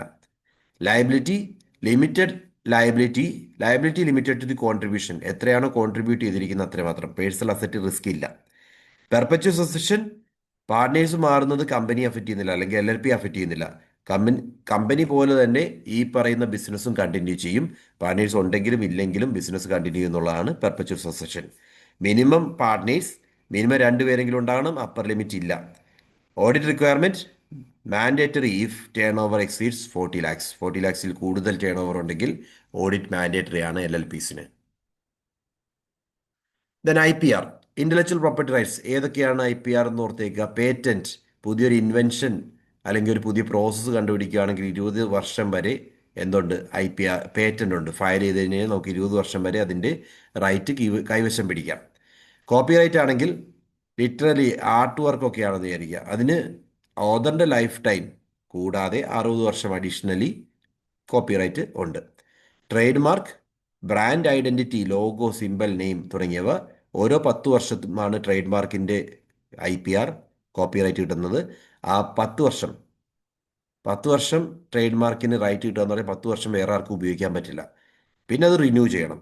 ട്രേഡ് മാർക്ക് റിന്യൂ ചെയ്തെടുക്കുകയാണെങ്കിൽ വീണ്ടും 10 വർഷത്തേക്ക് നമുക്ക് നമ്മളുടെ കൈവശം തന്നെ അവകാശം നിലനിർത്താൻ സാധിക്കും. ട്രേഡ് സീക്രട്ട് കോൺഫിഡൻഷ്യൽ ആണ്. കോൺഫിഡൻഷ്യൽ ബിസിനസ് ഇൻഫർമേഷൻ അതൊന്നും മറ്റൊരാൾക്ക് യൂസ് ചെയ്യാൻ സാധിക്കില്ല. അത് ബിസിനസിൻ്റെ മാത്രമായിട്ട് കൈവശം വയ്ക്കാനുള്ള അവകാശമുണ്ട്. Then geographical indicator, GI tags ഒക്കെ ഇല്ലേ, ഒരു സ്പെസിഫിക് റീജിയനിലെ പ്രൊഡക്റ്റ് ആണെന്ന് മനസ്സിലാക്കാൻ വേണ്ടിയാണ്. Like Darjeeling tea, Kanchipuram silk, okay, ഇതൊക്കെ എന്താണ്, ആ ഒരു റീജിയനിൽ തന്നെ പ്രൊഡ്യൂസ് ചെയ്യുന്ന പ്രൊഡക്റ്റുകളാണെന്ന് തിരിച്ചറിയാനാണ് ഈ GI ടാഗ് യൂസ് ചെയ്യുന്നത്. അതും ഒരു ഇന്റലക്ച്വൽ പ്രോപ്പർട്ടി റൈറ്റ് ആണ്.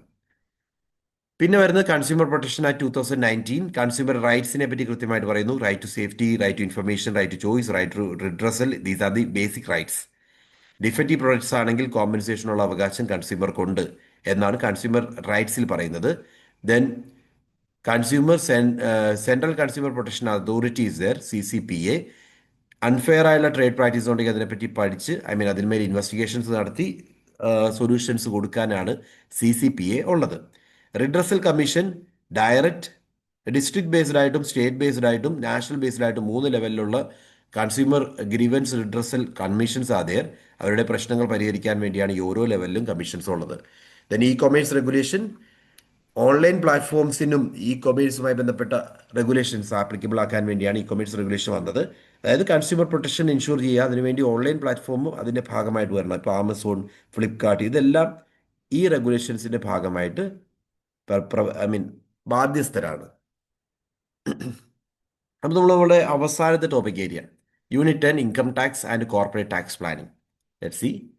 First question, agricultural income is exempt from income tax in India. Reason, the Constitution assigns power to tax agricultural income to the central government. First thing, assertion പറയുന്നത് ശരിയാണ്. Agricultural income tax പ്രകാരം section 10 പ്രകാരം exempted ആണ്. എന്തുകൊണ്ടാണ്? Agriculture income എന്ന് പറയുന്ന ഒരു state പ്രോപ്പർട്ടിയാണ്, സെൻട്രൽ പ്രോപ്പർട്ടി അല്ല. സോ ടാക്സ് ഇമ്പോസ് ചെയ്യുന്നത് സ്റ്റേറ്റ് ഗവൺമെന്റ് ആണ്, അതുകൊണ്ടാണ്. സോ റീസൺ പറയുന്നത് സെൻട്രൽ എന്നാണ്, തെറ്റാണ്. So agriculture income is exempt under section 10 subsection 1. States not centre can tax it. State government ആണ് ടാക്സ് ചെയ്യാൻ പറ്റുന്നത്, അതുകൊണ്ടാണ് അത് എക്സംപ്റ്റഡ് ആയിട്ടുള്ളത്. സോ B ആണ് റൈറ്റ് ആൻസർ. അടുത്തത്, residential status of an individual affect the scope of taxable income. A resident but not ordinary resident is taxable only on Indian income. So residential status ഇൻഡിവിജ്വലിന്റെ taxable ഇൻകത്തിന്റെ സ്കോപ്പിനെ affect ചെയ്യുന്നു എന്ന് പറയുന്നത് ശരിയാണ്. Resident but not ordinary resident ആണെങ്കിൽ അവർക്ക് Indian ഇൻകത്തിൽ മാത്രമാണ് ടാക്സബിൾ ആയിട്ടുള്ളത്. അങ്ങനെ ഓരോ സ്റ്റാറ്റസ് അനുസരിച്ച് അവരുടെ ടാക്സ് ലയബിലിറ്റിയിൽ വേരിയേഷൻസ് ഉണ്ട്. Under section 80C, deductions can be claimed for payment of life insurance premium. There is no upper limit on deduction under section 80C. So first thing, 80Cയിൽ ഇത് പോസിബിൾ ആണ്. ഇൻഷുറൻസ്, ലൈഫ് ഇൻഷുറൻസ് പ്രീമിയവുമായി ബന്ധപ്പെട്ട് premium പേ ചെയ്തിട്ടുണ്ടെങ്കിൽ അതിനകത്ത് നമുക്ക് deduct ചെയ്യാൻ സാധിക്കും. Upper limit ഉണ്ട്, 1,50,000 വരെയാണ് ഡിഡക്ഷൻ അലോ ചെയ്യുന്നത്, അതിൽ കൂടുതൽ ഡിഡക്ഷൻ അലോ ചെയ്യില്ല. അടുത്ത ക്വസ്റ്റ്യൻ, അസെഷൻ പറയുന്നത് tax avoidance is illegal and punishable under the income tax act. Tax avoidance means reducing tax liability using fraudulent means. So first thing, tax avoidance ഇല്ലീഗലാണ്, okay, punishable ആണ് എന്നൊക്കെ പറയുന്നതൊക്കെ ശരിയാണ്. പക്ഷേ tax avoidance എന്ന് പറഞ്ഞാൽ fraudulent മീൻസിലല്ല, ടാക്സ് ഇവേഷൻ ആണ് ഫ്രോഡുലന്റ് മീൻസിൽ മാറ്റുക എന്ന് പറയുന്നത് കേട്ടോ. അപ്പോൾ എന്താണ് എഴുതിയിരിക്കുന്നതിൽ എന്തെങ്കിലും പ്രശ്നമുണ്ടോ? അസെഷൻ പറയുന്നത് എന്താ? ടാക്സ് അവോയ്ഡൻസ് ഈസ് ഇല്ലീഗൽ, അത് തെറ്റാണ്. ടാക്സ് അവോയ്ഡൻസ് ലീഗലാണ്, ഓക്കെ, അതിന് punishable under the income tax act. So assertion wrong ആണ്, മാർക്ക് ചെയ്തേക്കുന്ന മിസ്റ്റേക്ക് ഉണ്ട്, അസെഷൻ റോങ് ആണ്. രണ്ടാമത് പറഞ്ഞു tax avoidance means reducing tax liability using fraudulent means. Fraudulent മീൻസിൽ ടാക്സ് ലയബിലിറ്റി കുറയ്ക്കുന്നതല്ല ടാക്സ് അവോയ്ഡൻസ്, അത് ടാക്സ് ഇവേഷനാണ്. അപ്പോൾ രണ്ട് സ്റ്റേറ്റ്മെന്റ് തെറ്റാണെന്നുള്ളതാണ് റൈറ്റ് ആൻസർ. ഓപ്ഷൻ ഡി ആണ് right answer. Both assertion and reason are false. അടുത്തത്, transfer pricing rules apply to international transactions between associated enterprises. Transfer pricing concept എന്താണെന്നുള്ളതാണ്. These rules aims to prevent base erosion and profit shifting. Transfer pricing rules international ട്രാൻസാക്ഷൻസുമായി ബന്ധപ്പെട്ടാണ് ഇത് apply ചെയ്യുന്നത്. അതായത് ഒരേ കമ്പനിയുടെ രണ്ട് എൻറ്റിറ്റീസ് ഇന്ത്യയിലും പുറത്തും ഉണ്ടെന്ന് വിചാരിക്കാം. ഇന്ത്യയിൽ നിന്ന് ഗുഡ്സ് അങ്ങോട്ടേക്ക് അയക്കുമ്പോൾ അവർ പ്രൈസ് ഈടാക്കുവാണ്. അവിടെ നിന്ന് ഇങ്ങോട്ടേക്ക് ഗുഡ്സ് വരുമ്പോഴും പ്രൈസ് ഈടാക്കുവാണ്. ഇതാണ് ട്രാൻസ്ഫർ പ്രൈസിങ്. അപ്പം ഇതുമായി ബന്ധപ്പെട്ട് എന്തിനു വേണ്ടിയാണ്? പ്രോഫിറ്റ് ഇന്ത്യയിലേക്ക് ഏൺ ചെയ്യുന്ന പ്രോഫിറ്റ് ഇന്ത്യയിൽ അല്ല ഏൺ ചെയ്തെന്ന് കാണിക്കാൻ വേണ്ടിയൊക്കെയാണ് ഇത്തരം കാര്യങ്ങൾ ചെയ്യുന്നത്. അപ്പോൾ ഇത് അവോയ്ഡ് ചെയ്യാൻ വേണ്ടി ട്രാൻസ്ഫർ പ്രൈസിങ് റൂൾസ് ഉപയോഗിക്കും. ഇപ്പോൾ ഇന്ത്യയിൽ ഏൺ ചെയ്തിരിക്കുന്ന പ്രോഫിറ്റ് എന്ത് ചെയ്യും? ഇവർ അതേ കമ്പനിയുടെ തന്നെ ഫോറിൻ ബ്രാഞ്ചുകളിലേക്ക് പ്രൊഡക്റ്റ് അയക്കുമ്പോൾ ഒരു പ്രൈസ് ഫിക്സ് ചെയ്തങ്ങ് അയക്കും. അപ്പോൾ ലോസ് ആക്കാനുള്ള ശ്രമം. അപ്പോൾ അത് പ്രോഫിറ്റ് കുറയ്ക്കാൻ വേണ്ടിയുള്ള ശ്രമമാണ്. അത്തരം സിറ്റുവേഷനിൽ ടാക്സബിൾ ആയിരിക്കും. So transfer pricing rules apply to international transactions between associated enterprises. That is true. These rules aims to prevent base erosion and profit shifting. Base or profit കുറച്ച് കാണിക്കുന്നതും വാല്യൂ കുറച്ച് കാണിക്കുന്നതുമായുള്ള സിറ്റുവേഷൻസ് ഒക്കെ മാറ്റാനാണ് ഇത് യൂസ് ചെയ്യുന്നത്. രണ്ട് statement ശരിയാണെന്നുള്ളതാണ് right answer.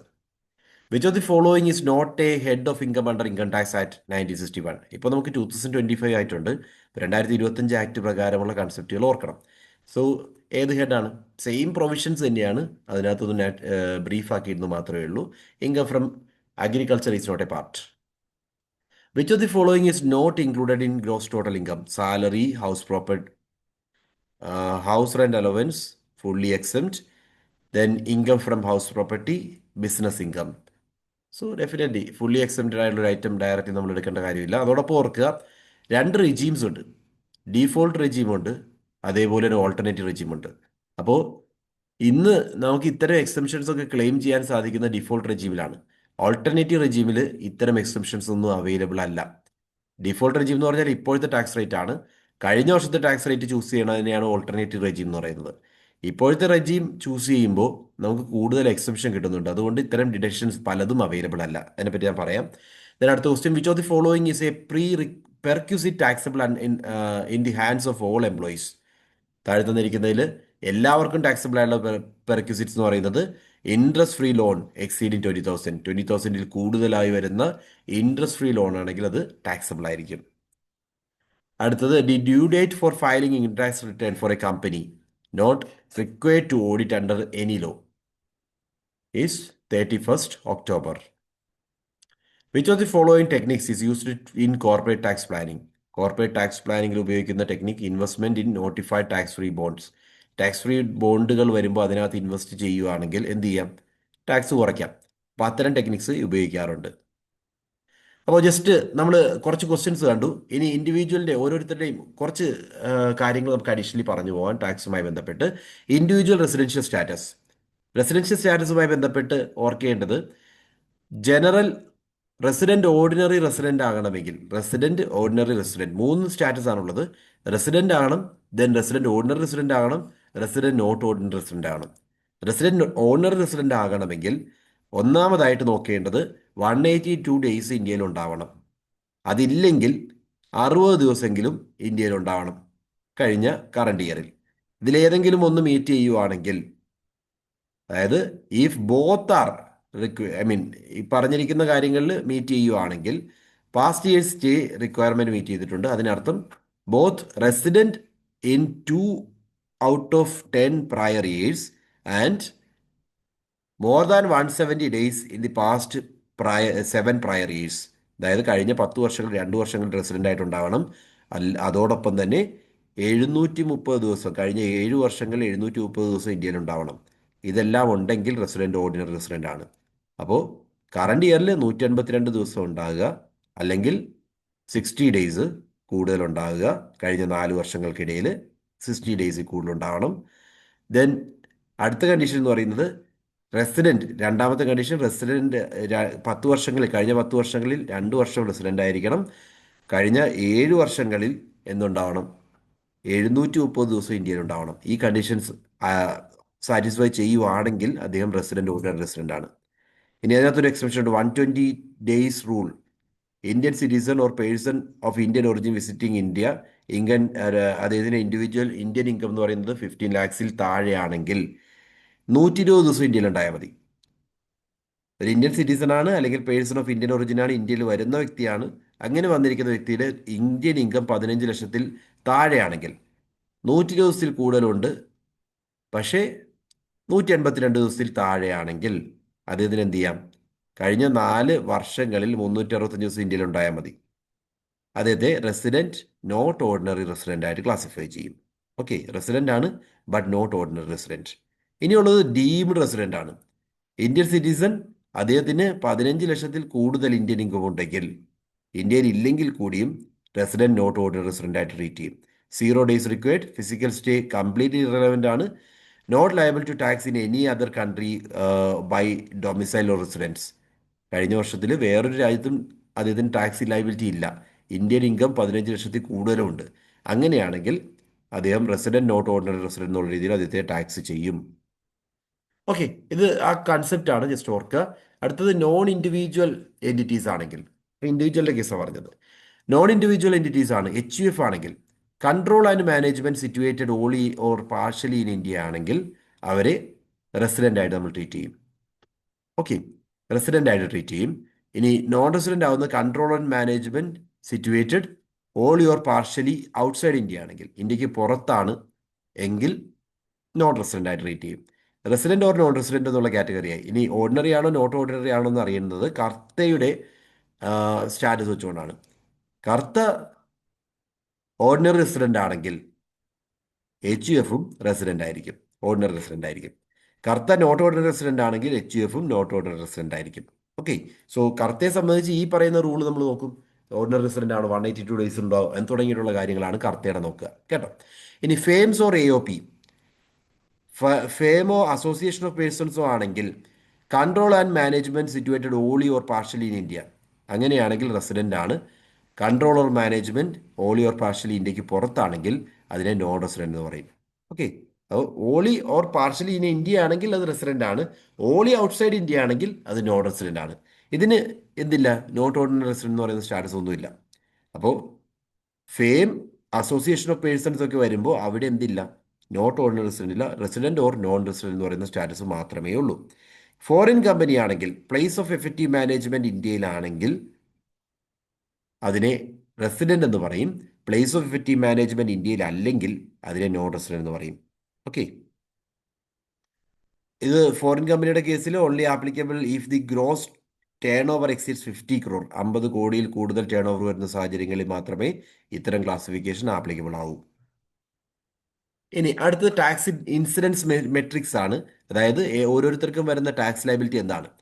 Resident ordinary resident, resident not ordinary resident, non resident, 3 category. ഇപ്പോൾ Indian income received, deemed received in India, ഇന്ത്യയിൽ നിന്ന് ഏൺ ചെയ്യുന്ന ഇൻകം ആണെങ്കിൽ എല്ലാവർക്കും ടാക്സബിൾ ആണ്. Income accrued or deemed accrued in India, അതും ഇന്ത്യയിൽ റിസീവ് ചെയ്യുന്ന ഇൻകവും ഇന്ത്യയിൽ നിന്നും അക്രൂ ചെയ്തതായിട്ട് നമ്മൾ കരുതുന്ന ഇൻകവുമാണെങ്കിൽ എന്താണ്, 3 പേർക്കും ടാക്സബിൾ ആണ്. Foreign income or business controlled from India, ഇന്ത്യയിൽ കൺട്രോൾ ചെയ്യുന്ന ബിസിനസ്സാണ് പക്ഷേ ഇൻകം ഏൺ ചെയ്യുന്ന ഫോറിൻ ഇൻകം ആണെങ്കിൽ അത് റെസിഡൻറ്റിന് ടാക്സബിൾ ആണ്, നോൺ റെസിഡൻറ്റിന് എക്സംപ്റ്റഡ് ആണ്. അതായത് റെസിഡന്റ് ഓർഡിനറി റെസിഡൻറ്റും റെസിഡന്റ് നോട്ട് ഓർഡിനറി റെസിഡൻറ്റും foreign income business control from India ആണെങ്കിൽ ടാക്സബിൾ ആണ്. നോൺ റെസിഡന്റ് ആണെങ്കിൽ foreign income business control from India ആണെങ്കിൽ ടാക്സബിൾ അല്ല, എക്സംപ്റ്റ് ആണ്. Foreign income business controlled outside India, ഇന്ത്യക്ക് പുറത്തുള്ളതാണ്, അങ്ങനെയാണെങ്കിൽ ഓർഡിനറി റെസിഡന്റിന് മാത്രമാണ് ടാക്സബിൾ ആവുന്നത്. അത് നോട്ട് ഓർഡിനറി റെസിഡന്റിനും നോൺ റെസിഡന്റിനും ടാക്സബിൾ അല്ല. അടുത്തത് composite income and partial integration. അതായത് കോമ്പോസിറ്റ് ഇൻകത്തിന് ഈ റേറ്റ്സ് നിങ്ങൾ ഓർക്കണം. കോമ്പോസിറ്റ് ഇൻകം എന്ന് പറഞ്ഞാൽ കുറച്ച് സെൻട്രൽ ഗവൺമെൻറ് ടാക്സ് ചെയ്യുന്നു, കുറച്ച് അഗ്രികൾച്ചർ ഇൻകം ആയിട്ട് കരുതിയിട്ട് സ്റ്റേറ്റ് ഗവൺമെൻറ് ആണ് ടാക്സ് ചെയ്യുന്നത്. ഇതാണ് കോമ്പോസിറ്റ് ഇൻകം. 60% അഗ്രികൾച്ചറായിട്ട് കൺസിഡർ ചെയ്യും, 40% നോൺ അഗ്രികൾച്ചറായിട്ട് കൺസിഡർ ചെയ്യും.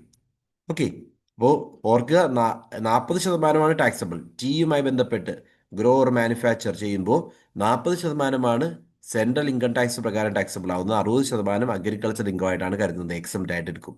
റബ്ബർ ആണെങ്കിൽ 35% ടാക്സബിൾ ആണ്, 65% എക്സംപ്റ്റഡ് ആണ്. അതിനകത്ത് അഗ്രികൾച്ചർ ഇൻകം 50,000 കൂടുതലായി വരുന്ന സിറ്റുവേഷനിൽ മാത്രമേ ഉള്ളൂ. എനിവേ ഇത് ഓർക്കുക, റബ്ബർ ആണെങ്കിൽ 35% ടാക്സബിൾ ആണ്, കോഫി ആണെങ്കിൽ 25% ടാക്സബിൾ ആണ്. കോഫി ഗ്രോൺ ആൻഡ് ക്യൂവേഡ് ആണെങ്കിൽ അത് 25%. കോഫി റോസ്റ്റഡ് ആൻഡ് ഗ്രൗണ്ടഡ് ആണെങ്കിൽ കുറച്ചുകൂടി പ്രോസസ്സ് വന്നിട്ടുണ്ട്. അവിടെയാണെങ്കിൽ 40% നോൺ അഗ്രികൾച്ചർ ആയിട്ട് ട്രീറ്റ് ചെയ്യും, 60% എന്താണ് അഗ്രികൾച്ചർ ആയിട്ടും ട്രീറ്റ് ചെയ്യും. സോ പാർഷ്യൽ ഇന്റഗ്രേഷൻ സിറ്റുവേഷനിൽ ഓർക്കേണ്ട കുറച്ച് പോയിന്റുകളുണ്ട്. ഒന്ന്, assessee is individual.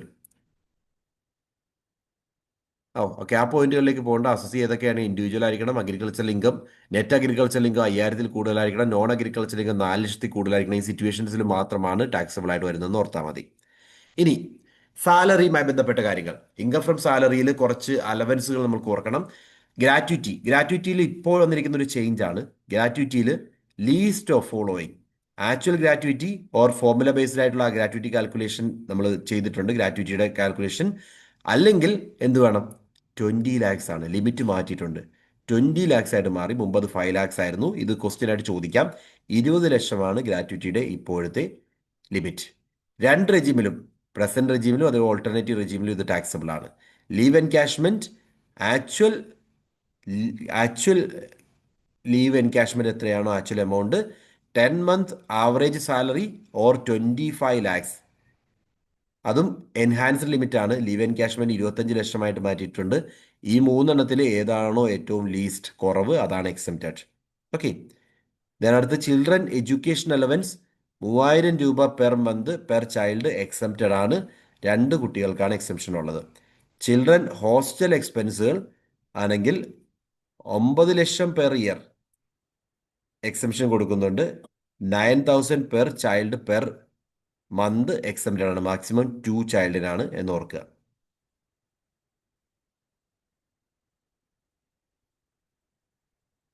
One second.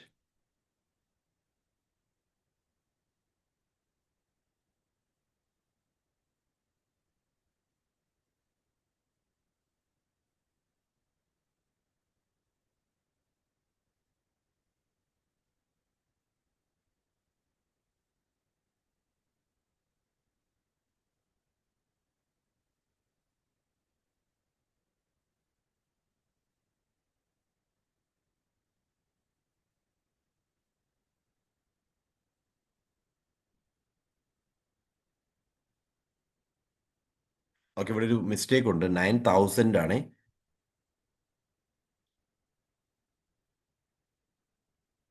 9 lakh എന്നുള്ളത് നിങ്ങൾ കൺസിഡർ ചെയ്യേണ്ട. ഇവിടെ ഓർക്കേണ്ടത് 9,000 പെർ മന്ത് പെർ ചൈൽഡ് എന്നുള്ള കൺസെപ്റ്റ് ഓർത്താൽ മതി. ഒരു കുട്ടിക്ക് 9,000 വെച്ച്, മുമ്പ് അത് 300 രൂപ വെച്ചിട്ടായിരുന്നു, ഇപ്പോൾ അത് 9,000 വെച്ചിട്ടാക്കിയിട്ടുണ്ട്. ഇവിടെ ഒരു മിസ്റ്റേക്ക് വന്നാണ് 9 lakh എന്ന് എഴുതിയിരിക്കുന്നത്. എനിവേ ഓർക്കുക, 300 രൂപ വെച്ചിട്ടാണ് എക്സംഷൻ ഉള്ളത് എന്ന് ഓർത്താൽ മതി. ഐ മീൻ 300 രൂപ വെച്ചിട്ടായിരുന്നു പ്രീവിയസ് എക്സംഷൻ. ഇവിടെ അത് 9,000 പെർ മന്ത് പെർ ചൈൽഡ് ആണ്. 2 കുട്ടികൾക്കാണ് 9,000 വെച്ചിട്ട് ഈ എക്സംഷൻ കിട്ടുന്നതെന്ന് ഓർത്തേക്കുക. പിന്നെ അടുത്തത് മോട്ടോർ കാർ. ഒരു പെർക്വിസിറ്റ് വാല്യുവേഷൻ എടുക്കുമ്പോൾ മോട്ടോർ കാറുമായി ബന്ധപ്പെട്ട പെർക്വിസിറ്റ് ടേബിൾ ആണിത്. നിങ്ങൾക്ക് നോക്കാം. Motor car ownership and expenses. Car employer owned ആണ്, മെയിൻറ്റെയിൻ ചെയ്യുന്നതാണെങ്കിൽ അവിടെ എന്ത് നോക്കണം? CC നോക്കണം, ക്യൂബിക് കപ്പാസിറ്റി നോക്കണം. അത് 1.6 ലിറ്റേഴ്സിൽ കുറവുള്ളതാണെങ്കിൽ ഓർ ഇലക്ട്രിക് വെഹിക്കിൾ ആണെങ്കിൽ 5,000 രൂപ പെർക്വിസിറ്റ് വാല്യൂ ട്രീറ്റ് ചെയ്യും. സോ ഡ്രൈവറെ കൊടുത്തിട്ടുണ്ടെങ്കിൽ, ഡ്രൈവർ വരുന്നുണ്ടെങ്കിൽ 3,000 per month if the driver is provided. Okay, വേറെ വാല്യൂ ആണ് പറയുന്നത്. എംപ്ലോയർ ഓൺഡ് ആണ്, എംപ്ലോയർ ആണ് അതിൻ്റെ ഫുൾ ചെലവും വഹിക്കുന്നതെങ്കിൽ കാറിൻ്റെ വലിപ്പം നോക്കുക. കാറ് 1.6 ലിറ്റേഴ്സിൽ താഴെയുള്ള CC ഉള്ള വണ്ടിയാണെങ്കിൽ 5,000 പെർ മന്ത് ആണ് perquisite value. Plus driver provide ചെയ്യുകയാണെങ്കിൽ 3,000 പെർ മന്ത് പെർക്വിസിറ്റ് വാല്യൂ വരും.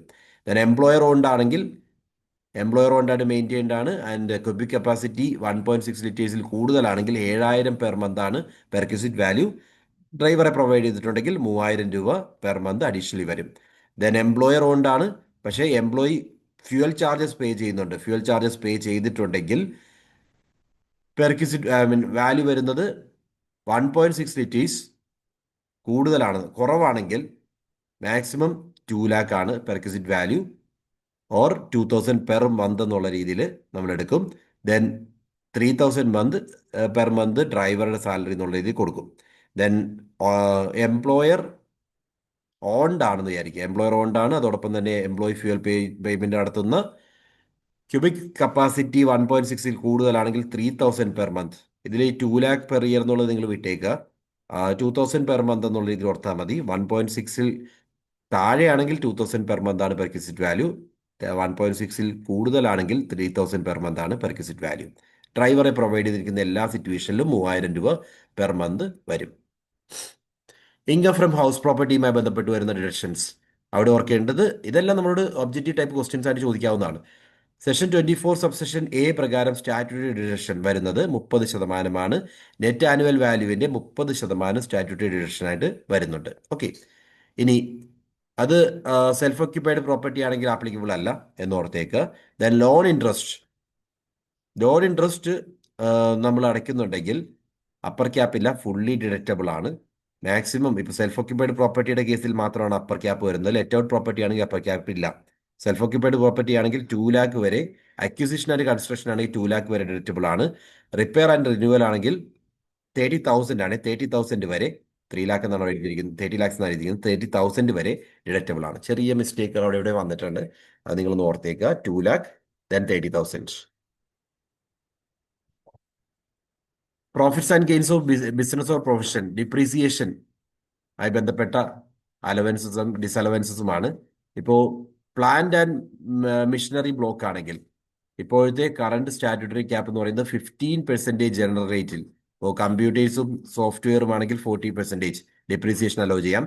പ്ലാന്റ് മിഷനറി ബ്ലോക്കിന് അലോ ചെയ്തിരിക്കുന്ന ഡിപ്രീസിയേഷൻ എന്താണെന്ന് ഓർക്കുക, 15% ആണ് ജനറൽ റേറ്റ്.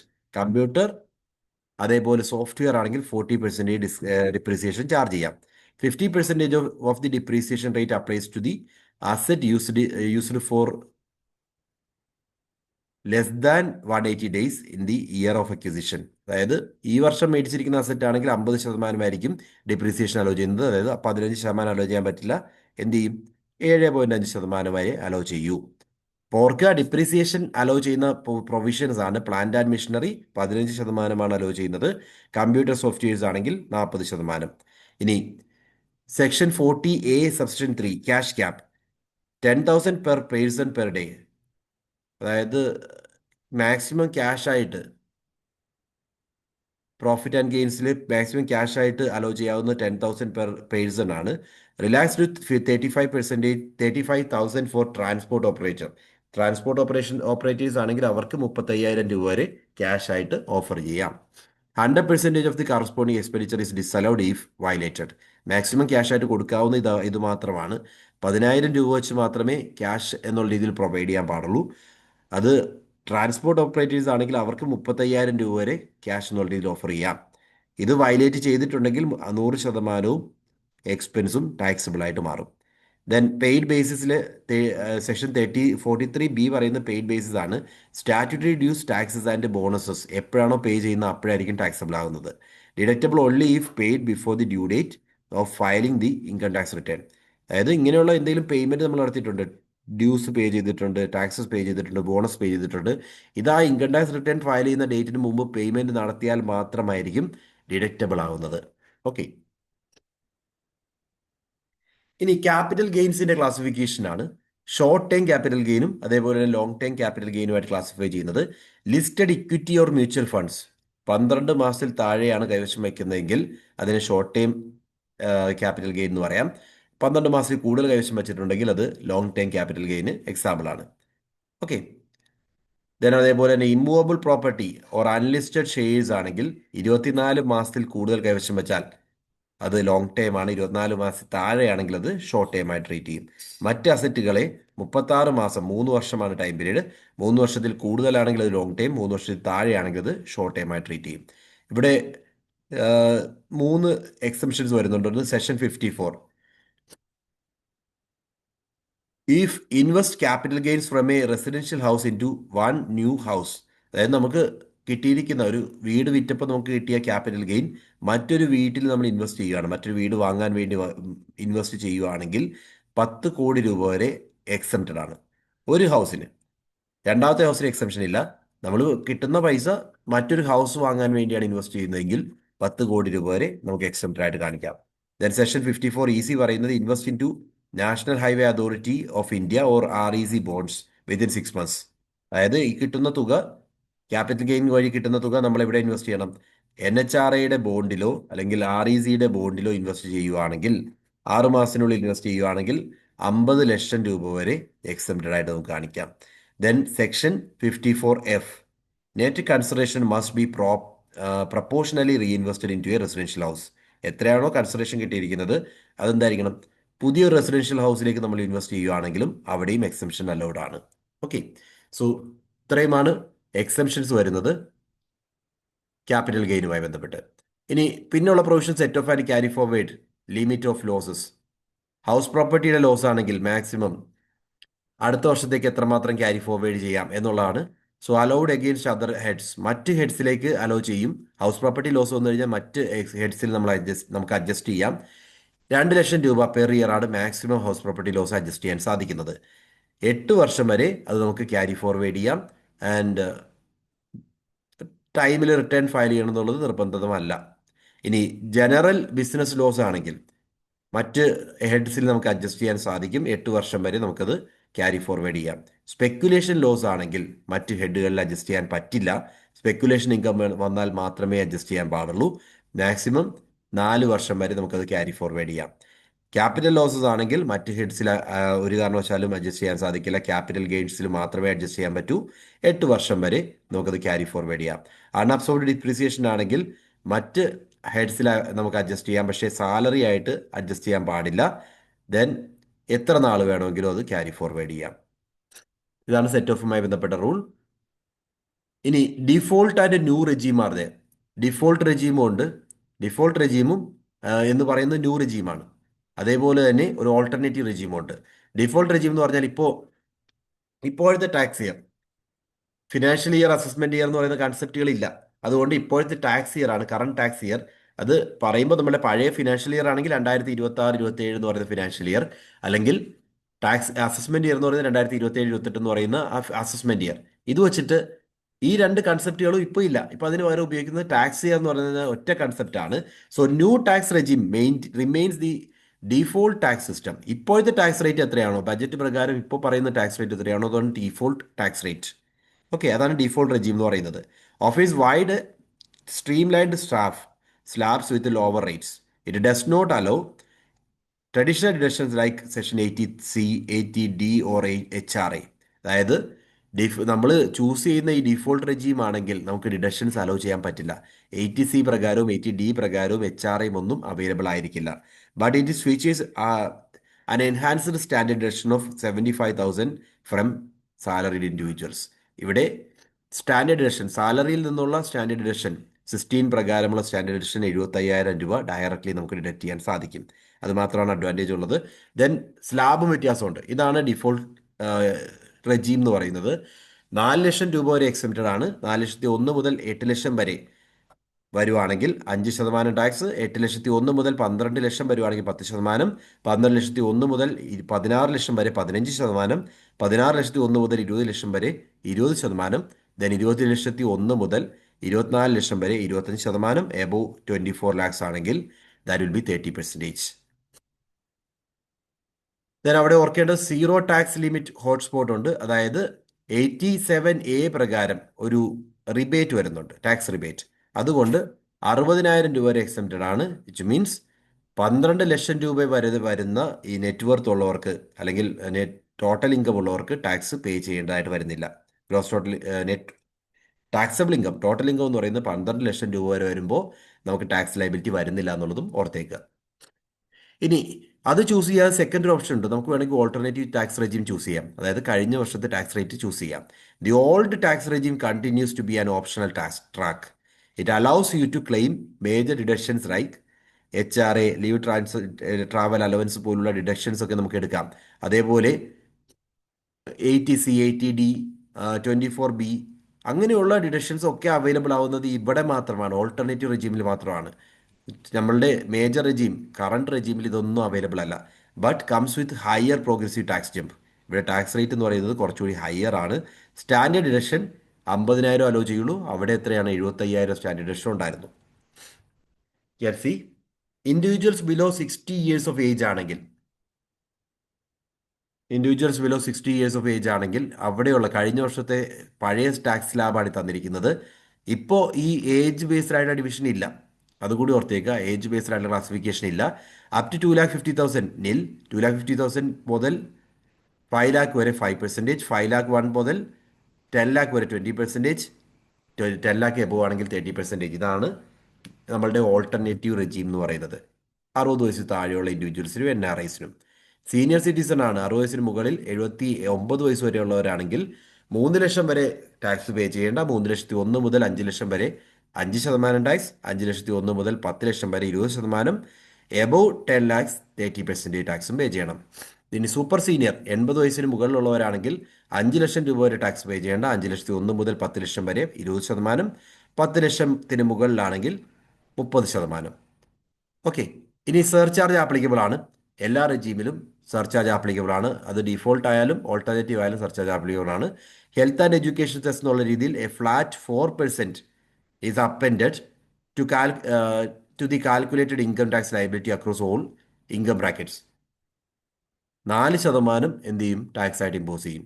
സർചാർജ് ക്യാപ്പ് ഇത് കൂടാതെ ടോട്ടൽ ഇൻകം 50 ലക്ഷത്തിൽ കൂടുതലാണ്, 1 കോടിയിൽ താഴെയാണെങ്കിൽ 10% സർചാർജ് ഈടാക്കും. 1 കോടിയിൽ കൂടുതലാണ്, 2 കോടിയിൽ താഴെയാണെങ്കിൽ 15%, 2 കോടിയിൽ കൂടുതലാണെങ്കിൽ 25% വരെയാണ് ന്യൂ റെജീമിൽ ടാക്സ് ഈടാക്കുന്നത്. ഓക്കെ. ഓൾഡ് റെജീമിൽ 37% വരെ അത് റീച്ച് ചെയ്യുന്നുണ്ട്. എന്നാൽ ന്യൂ റെജീമിൽ 25% വരെയാണ് ടാക്സ് ഈടാക്കുന്നതെന്ന് ഓർത്തേക്കുക. അപ്പോൾ ഇത്രയും കാര്യങ്ങളാണ് ടാക്സേഷൻ. നമ്മൾ വളരെ ബ്രീഫായിട്ടാണ് പറഞ്ഞത്, എന്നാലും ഇമ്പോർട്ടൻ്റ് ആയിട്ടുള്ള പോയിന്റുകളെല്ലാം ഞാൻ പറഞ്ഞിട്ടുണ്ട്. സോ ഇതെല്ലാം എക്സാമാണ്, എക്സാമിലേക്ക് പോവാണ്. So all the best for your examination. നല്ല രീതിയിൽ പ്രിപ്പയർ ചെയ്യുക. And thank you. നമ്മൾ വൈൻഡപ്പ് ചെയ്യുന്നു. Thank you all.